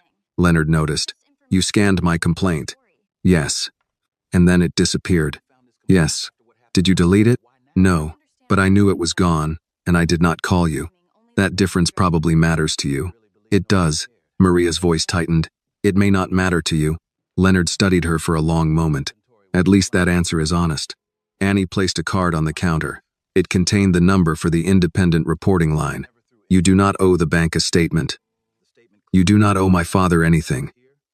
I only wanted you to know that the complaint was recovered from a backup system. Leonard looked at the card but did not touch it. Recovered after the owner's daughter was mistreated. Yes, sir. And before that? No one looked hard enough. That is a polite way to say no one cared. Annie did not defend the bank. Yes. The direct answer seemed to unsettle him more than an excuse would have. Leonard walked to a small office behind the counter and returned carrying a thick brown envelope. He placed it beside the hotline card. My wife kept copies. Inside were 6 pages of the original complaint, account statements, fee notices, and correspondence from the branch. Leonard tapped one document. They charged me $4,800 for an enhanced business review. My company had never missed a payment in 31 years. Maria said quietly, I remember. I asked why the fee was so high. Miss Langford said businesses from my area required more work. Annie looked around the store. What happened after you paid it? I delayed replacing a delivery truck. Then the old one broke down, and I lost 2 contracts. He pointed toward the wall of photographs. I had to let 2 young men go. One of them had just become a father. His voice remained controlled, but anger lived beneath each word. The bank later told me the fee had been explained and accepted. I never accepted it. I paid because they froze my credit request until I did. Annie thought about the way Victoria had called customers low value. Leonard's store had supported families, sponsored children, and remained open through recessions. Yet a spreadsheet had reduced it to a risk code. Mr. Hayes, the investigators found other complaints, she said. Some involved similar fees. How many? They have not finished counting. He looked at Maria. Were white business owners charged the same way? Maria answered carefully. Not from what I saw. Leonard removed his glasses. That is the first straight answer anyone from that bank has given me. I should have given it sooner, Maria said. Yes, you should have. She accepted the words without argument. Leonard picked up the hotline card. If I call, who hears me? Outside investigators, Annie said. Not branch management, not Mr. Hale, not my father. And if the bank does not like what I say, they still have to preserve it. That is not the same as acting on it.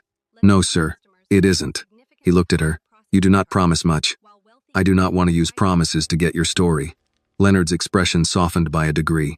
He placed the brown envelope in Annie's direction, then pulled it back. No, this goes directly to the investigators. Chain of custody matters. Maria almost smiled. You have been reading.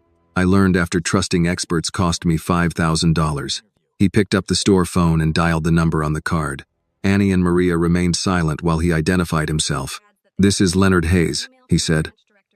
I filed a complaint last spring. I still have every page.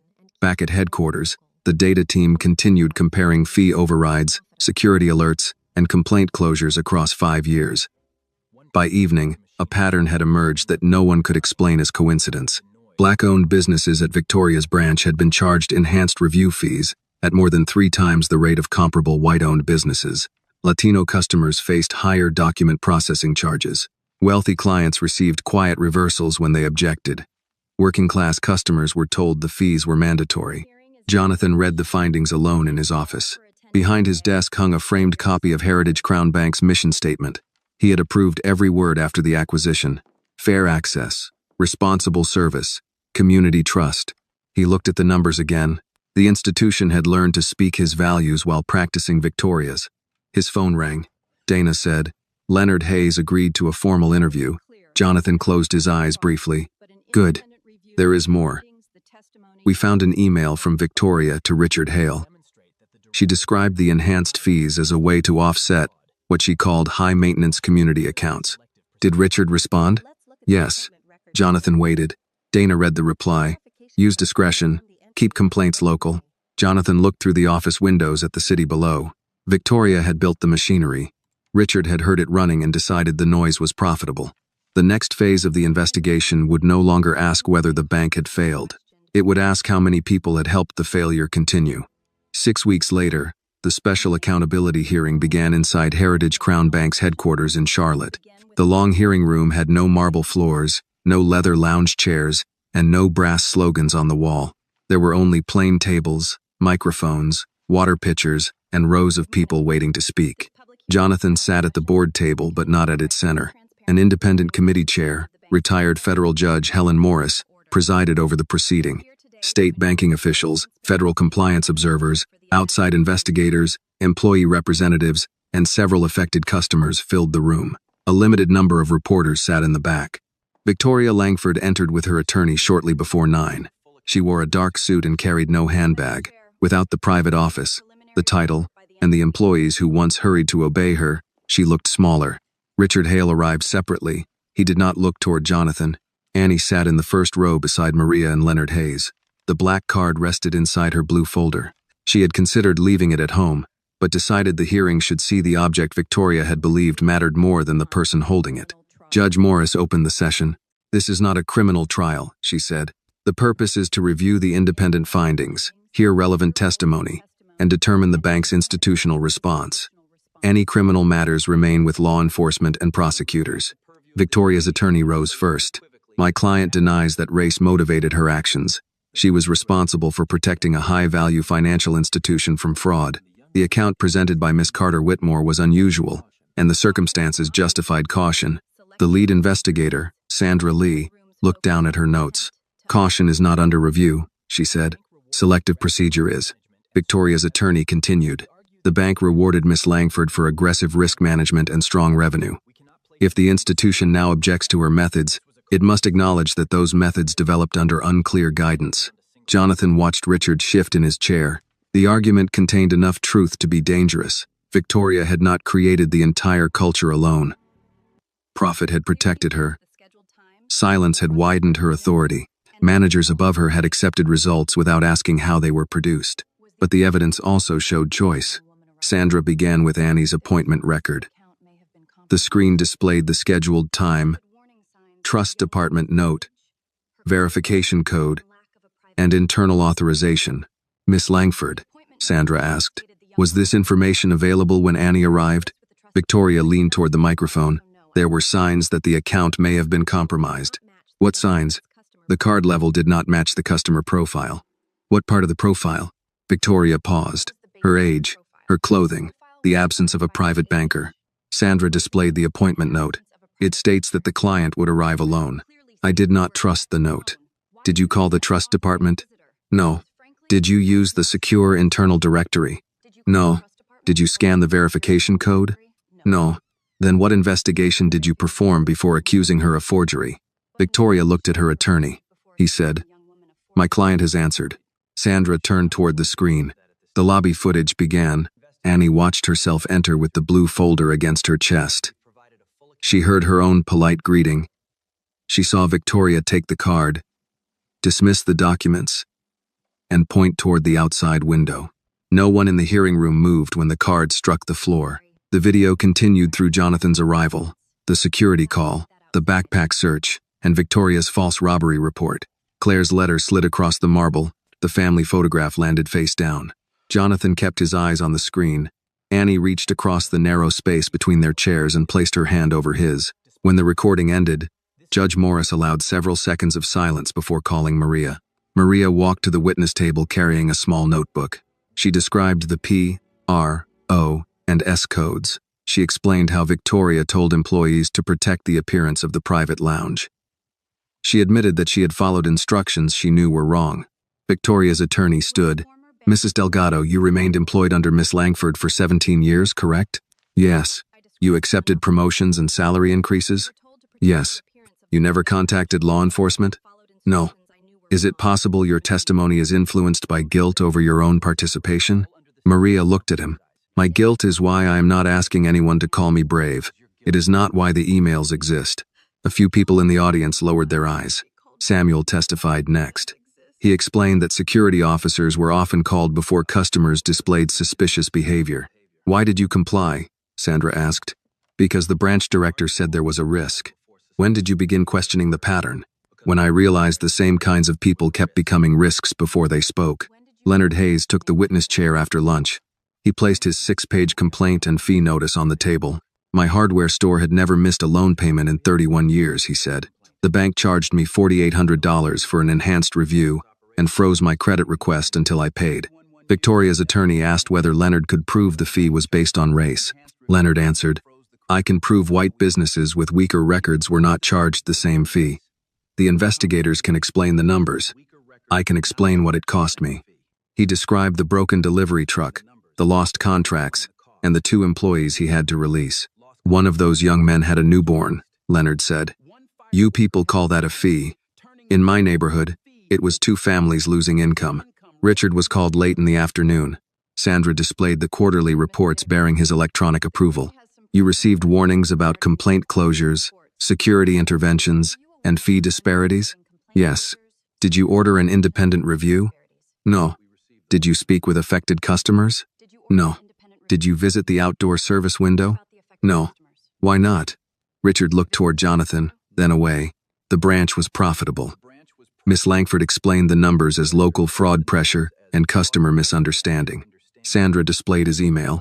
Use discretion. Keep complaints local. What did that mean? I meant resolve them at the branch level. By the person accused in the complaints?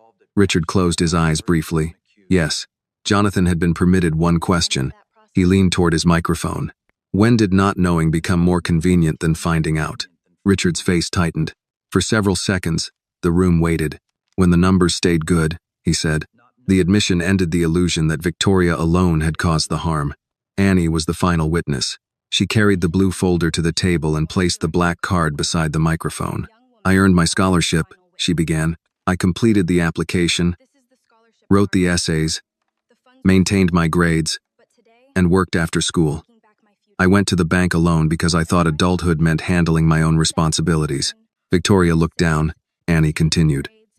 The deepest injury was not that Miss Langford refused a transaction. It was that she decided my documents became less believable because of the way I looked. Victoria's attorney asked, would this investigation have received the same attention if your father did not own the bank? No, Annie said. The direct answer moved through the room. She continued before he could use it. My father's power forced the bank to pay attention. That is not a defense of the institution. It is evidence against it. The attorney sat down. Victoria asked to speak. Her voice was softer than Annie remembered. I am sorry. Had I understood who you were, I would never have treated you that way. Annie picked up the black card. That is why your apology means nothing. Victoria looked at her. I was not deserving because he adopted me. I was not honest because his name was connected to my account. I was deserving when I walked through those doors alone. She held the card where Victoria could see it. You did not reject a billionaire's daughter. You rejected the kind of girl you believed no billionaire would ever love. No one spoke. The board later received a recommendation to settle privately, delay the public report, and protect the bank's market value. Jonathan read the proposal once. Then he set it aside. "Justice is not fair when it arrives only after power introduces itself," he said. "Release the findings." The vote passed. The next morning, Heritage Crown Bank would no longer control which parts of the truth the public was allowed to see. The report was released at 8 the next morning. By 8:15, every major financial network had posted the same headline: Heritage Crown Bank admits discriminatory practices at Charlotte flagship branch. The public statement did not describe the incident as a misunderstanding. It acknowledged that Annie had arrived with valid documents, that employees refused available verification, that police were called on unsupported allegations, and that previous complaints had been mishandled or erased. It also named the larger failure. Branch leadership had created an unauthorized system that treated customers differently according to race, appearance, neighborhood, occupation, and expected profitability. Regional management had received warning signs and failed to act. Jonathan stood behind a podium in the headquarters media room with Judge Helen Morris, Sandra Lee, and 2 members of the independent committee. Annie sat with Maria and Leonard in the second row. Jonathan had refused to stand alone. He did not want the image of one billionaire promising to fix everything. That would repeat the same mistake the bank had made for years, placing too much authority in one person and calling it accountability. "The findings released today are painful," Jonathan began. "They should be." Cameras clicked across the room. "This institution failed customers who trusted us with their paychecks, retirement savings, businesses, and family plans. It failed employees who reported misconduct. It failed people who were taught to blame themselves for treatment that was neither fair nor accidental." A reporter raised her hand. "Chairman Whitmore, do you accept personal responsibility?" "Yes." "You did not create the customer filtering policy." "No." "But leadership cannot claim credit for profits and then claim distance from the harm used to produce them." Annie watched several executives lower their eyes. Another reporter asked whether Jonathan would compensate his own daughter. Jonathan looked toward Annie before answering. "Annie has not requested compensation. Her personal legal rights are separate from the bank's restitution process, and I will not decide them." "Do you believe the institution is racist?" "I believe the evidence shows discriminatory conduct was allowed to become part of daily business. Labels matter less than whether we are willing to correct the structure that protected it." The answer did not fit neatly into a headline, which was why Jonathan preferred it. After the press conference, the board announced Victoria Langford's permanent termination. Her system access had already been disabled, but the independent findings now provided formal grounds: discriminatory conduct, falsification of records, retaliation against employees, unauthorized fee practices, misuse of security procedures, and attempted deletion of evidence. Richard Hale resigned before the board completed its final vote. He requested a private meeting with Jonathan that afternoon. They met in a small conference room rather than Jonathan's office. Richard looked older than he had 6 weeks earlier. His suit fit the same, but his posture had changed. "I never thought of myself as prejudiced," Richard said. Jonathan remained silent. Richard continued. "I did not use those codes. I did not send customers outside. I did not tell Victoria to target black businesses. You told her to keep complaints local. I meant for her to resolve them. You knew she was the person being accused." Richard looked down. "I trusted her judgment." "No. You trusted her results." Richard rubbed his thumb along the edge of the table. "Does one failure erase 28 years of service?" Jonathan leaned back. "It was not one failure. It was every quarter you signed a report without asking why the same people kept becoming problems. I was responsible for 53 branches, and the customers were responsible for 1 account each. That account may have held everything they had." Richard closed his eyes. Jonathan did not enjoy the man's defeat. Richard had once been competent, loyal, and respected. That was what made the betrayal harder to dismiss. Institutions rarely collapsed because every person inside them was openly cruel. They collapsed because capable people learned to look away at the right time. Richard stood. "What happens to my retirement?" "The board compensation committee will decide according to your contract and the investigation findings." "You could protect it?" "Yes." "Will you?" "No." Richard nodded slowly, as if he had expected the answer but needed to hear it. Before leaving, he said, "I am sorry about Annie." Jonathan looked at him. "Are you sorry she was hurt, or sorry she was someone whose father could expose it?" Richard had no answer. The regulatory process moved more slowly. State licensing authorities opened a formal review of Victoria's conduct. Federal banking regulators examined fee practices, complaint procedures, and fair access violations. The district attorney reviewed the false robbery report and the attempted deletion of surveillance records. Months later, Victoria lost every professional license connected to regulated banking work. Prosecutors charged her with filing a false police report, falsifying business records, and attempted evidence destruction. Additional financial charges remained under review. There was no dramatic sentence delivered overnight. The process required hearings, motions, records, and witness statements. Annie learned that justice moved more slowly outside the bank lobby, but slowness did not mean silence. The Customer Compensation Fund opened under an external administrator. No claimant had to sign a broad confidentiality agreement. Each case was reviewed according to records, fees, lost opportunities, and documented harm. Leonard Hayes received reimbursement for the $4,800 review fee, interest, and part of the business loss caused by the delayed credit line. When a bank representative offered to arrange a public ceremony, Leonard declined. "I do not need a photograph of you returning what should never have been taken," he said. He accepted the corrected account records and a new credit review supervised by an independent officer. Dorothy Mills received a written apology and reimbursement for several improper service charges. The bank also paid for transportation she had needed after being denied indoor assistance during extreme weather. Tasha Green's complaint was reopened. The bank corrected the internal note that had described her as disruptive and compensated her for the payroll delay. Maria returned to work with full benefits. The board offered her a branch management position, but she declined. "I spent 17 years learning how silence works," she told Annie. "I should not become a manager just because I finally stopped using it." Instead, she accepted a customer advocacy role. She helped older clients complete complaint forms and trained employees to recognize retaliation.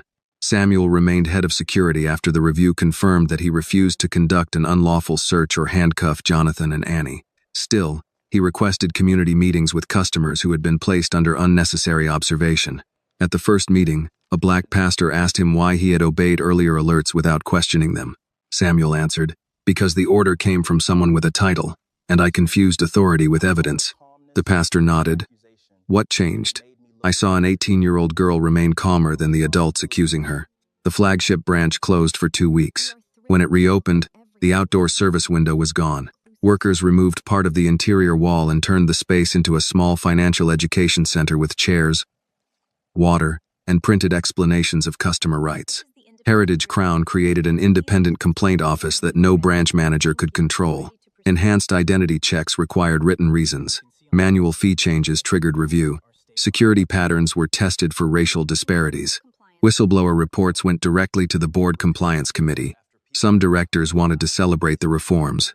Jonathan refused. "You do not celebrate repairing a door after people were locked outside," he said. "You keep checking whether it stays open." On reopening day, Leonard entered carrying the morning deposit from his hardware store. No reporters followed him. No executive waited near the door. A young teller verified the amount, handed him a receipt, and said, "Thank you, Mr. Hayes. Is there anything else I can help you with?" Leonard looked around the lobby. The same marble floor remained. The same glass doors. The same brass words on the wall. But no one asked him to prove that he belonged. "No," he said. "That will be all." He left without applause. For Jonathan, that ordinary departure mattered more than the press conference. Justice had begun to look less like punishment and more like a man finishing a bank transaction without being made to feel small. Several weeks after the branch reopened, Jonathan asked Annie whether she was ready to finish celebrating her 18th birthday. She looked at him across the breakfast table. "Finish? We never got past the bank. I remember. I bought cake. You bought cake 6 weeks late?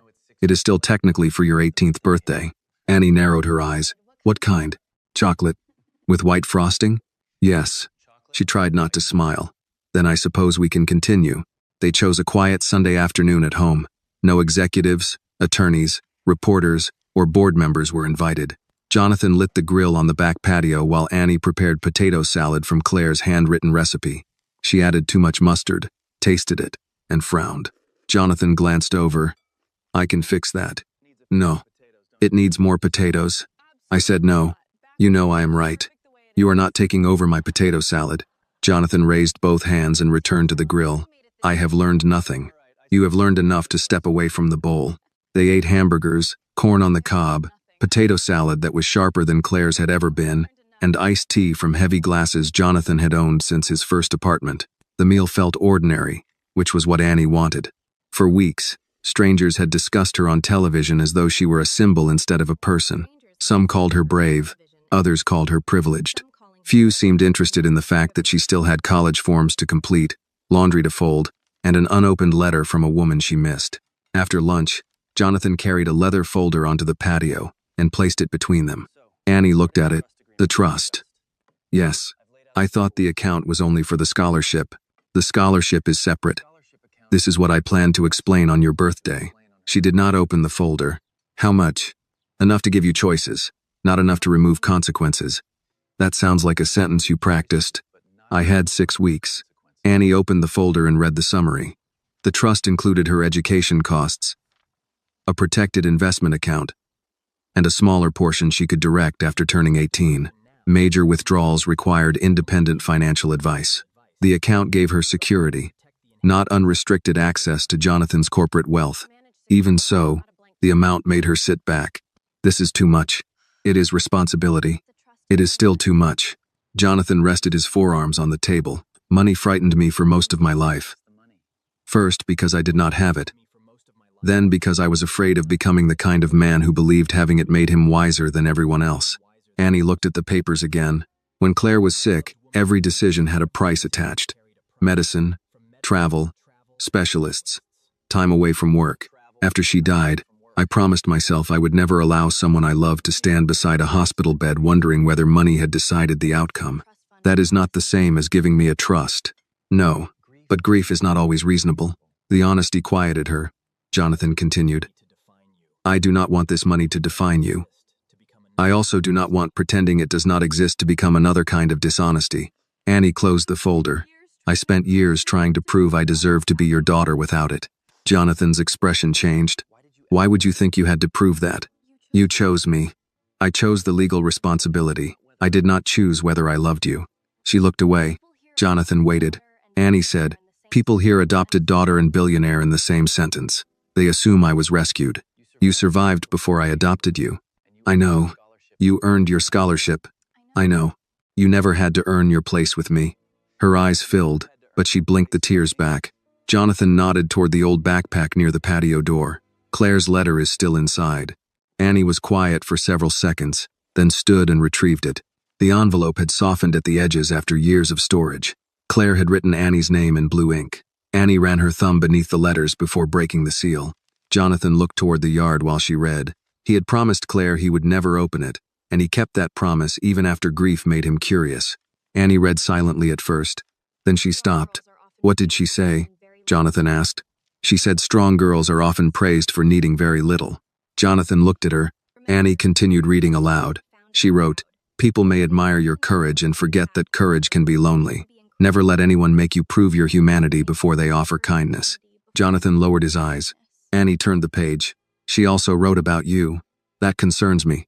She said you mistake responsibility for love because responsibility is easier for you to measure. Jonathan let out one short laugh. That sounds like Claire. She told me that when I was old enough, I should remind you that people are not problems to solve. He looked toward the grill.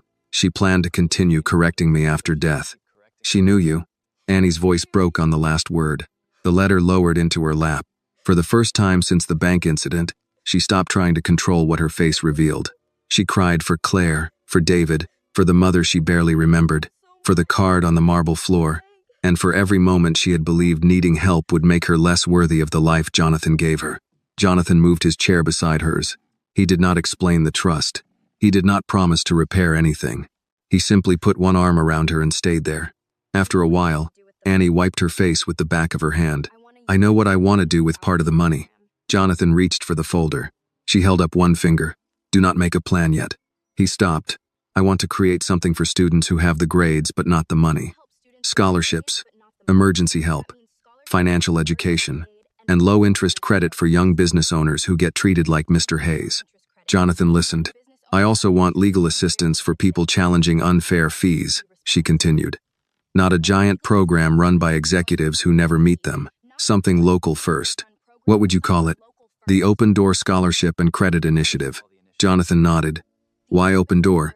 because too many institutions say everyone is welcome while deciding who gets to enter. She explained that applicants should not have to display humiliation to prove need. Students would receive mentors, especially retired teachers, veterans, accountants, and business owners. Young entrepreneurs would receive guidance before loans, not punishment after confusion. Complaints would be reviewed outside the same institution accused of misconduct. Jonathan asked, "How much of the trust do you want to use?" Annie named a figure. It was substantial but measured. Jonathan did not hide his surprise. "You taught me to read before signing. I also taught you to start small. This is small compared with what it could become." He considered the proposal. "I will match it. You will not control it." "I will match it." That was not an answer. No control. Independent board. You choose the first community advisors. Annie nodded. "Mr. Hayes." "Good." "Maria." "Good." "Mrs. Parker." Jonathan smiled. "She will argue with everyone.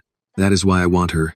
They named the first scholarship after David Carter and the financial rights clinic after Claire. Annie looked at the cracked family photograph on the patio table. Jonathan had replaced the frame but left the original picture inside. The thin line still crossed David's face. "We should get a clean copy," Jonathan said. "No. The glass is damaged. The picture is not." Jonathan understood.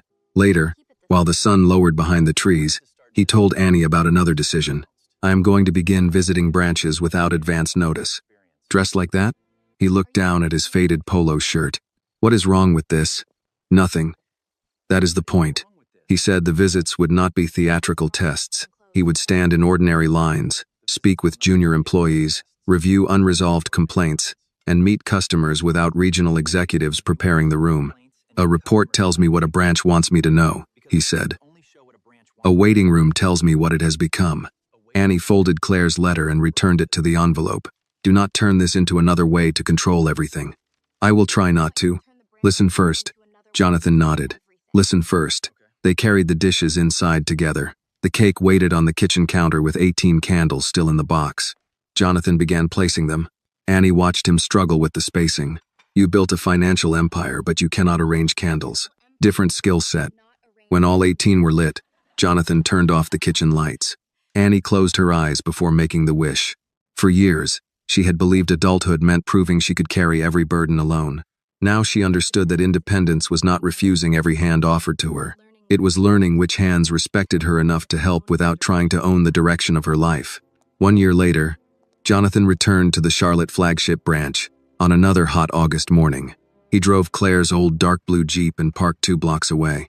He wore khaki pants, a pale blue button-down shirt, and the same worn running shoes Victoria Langford had once treated as evidence against him. No driver waited at the curb. No executive stood near the entrance. He had informed no one except Annie, who had asked him to meet her for lunch. The glass doors opened without ceremony. The brass words remained on the wall. Dignity, trust, service. A smaller sign now hung beneath them. Trust is not something customers must prove. It is something institutions must earn. Jonathan stopped long enough to read it, though he had approved the wording months earlier. The marble floor looked unchanged. There was no mark where the black card had landed, or where Claire's letter and the cracked family photograph had been scattered. Polished surfaces did not preserve memory. People had to do that. The rest of the branch had changed. The former outdoor service window had been closed and rebuilt as the Claire Whitmore Financial Learning Center. Part of the wall had been removed, so the room opened into the main lobby. Through the wide entrance, Jonathan saw a retired accountant showing 5 high school students how compound interest worked. A whiteboard listed the differences between credit scores, credit reports, and lending decisions. Leonard Hayes stood near the back table speaking to 3 young business owners. A loan officer should be able to explain every fee in plain English, he told them. If they cannot explain it, do not sign because they are wearing a suit and you are not. He looked up and noticed Jonathan. Leonard did not wave or interrupt the session. He simply nodded once. Jonathan returned the gesture. That small exchange pleased him more than public gratitude would have. Leonard was no longer standing inside the bank as an injured customer invited back for display.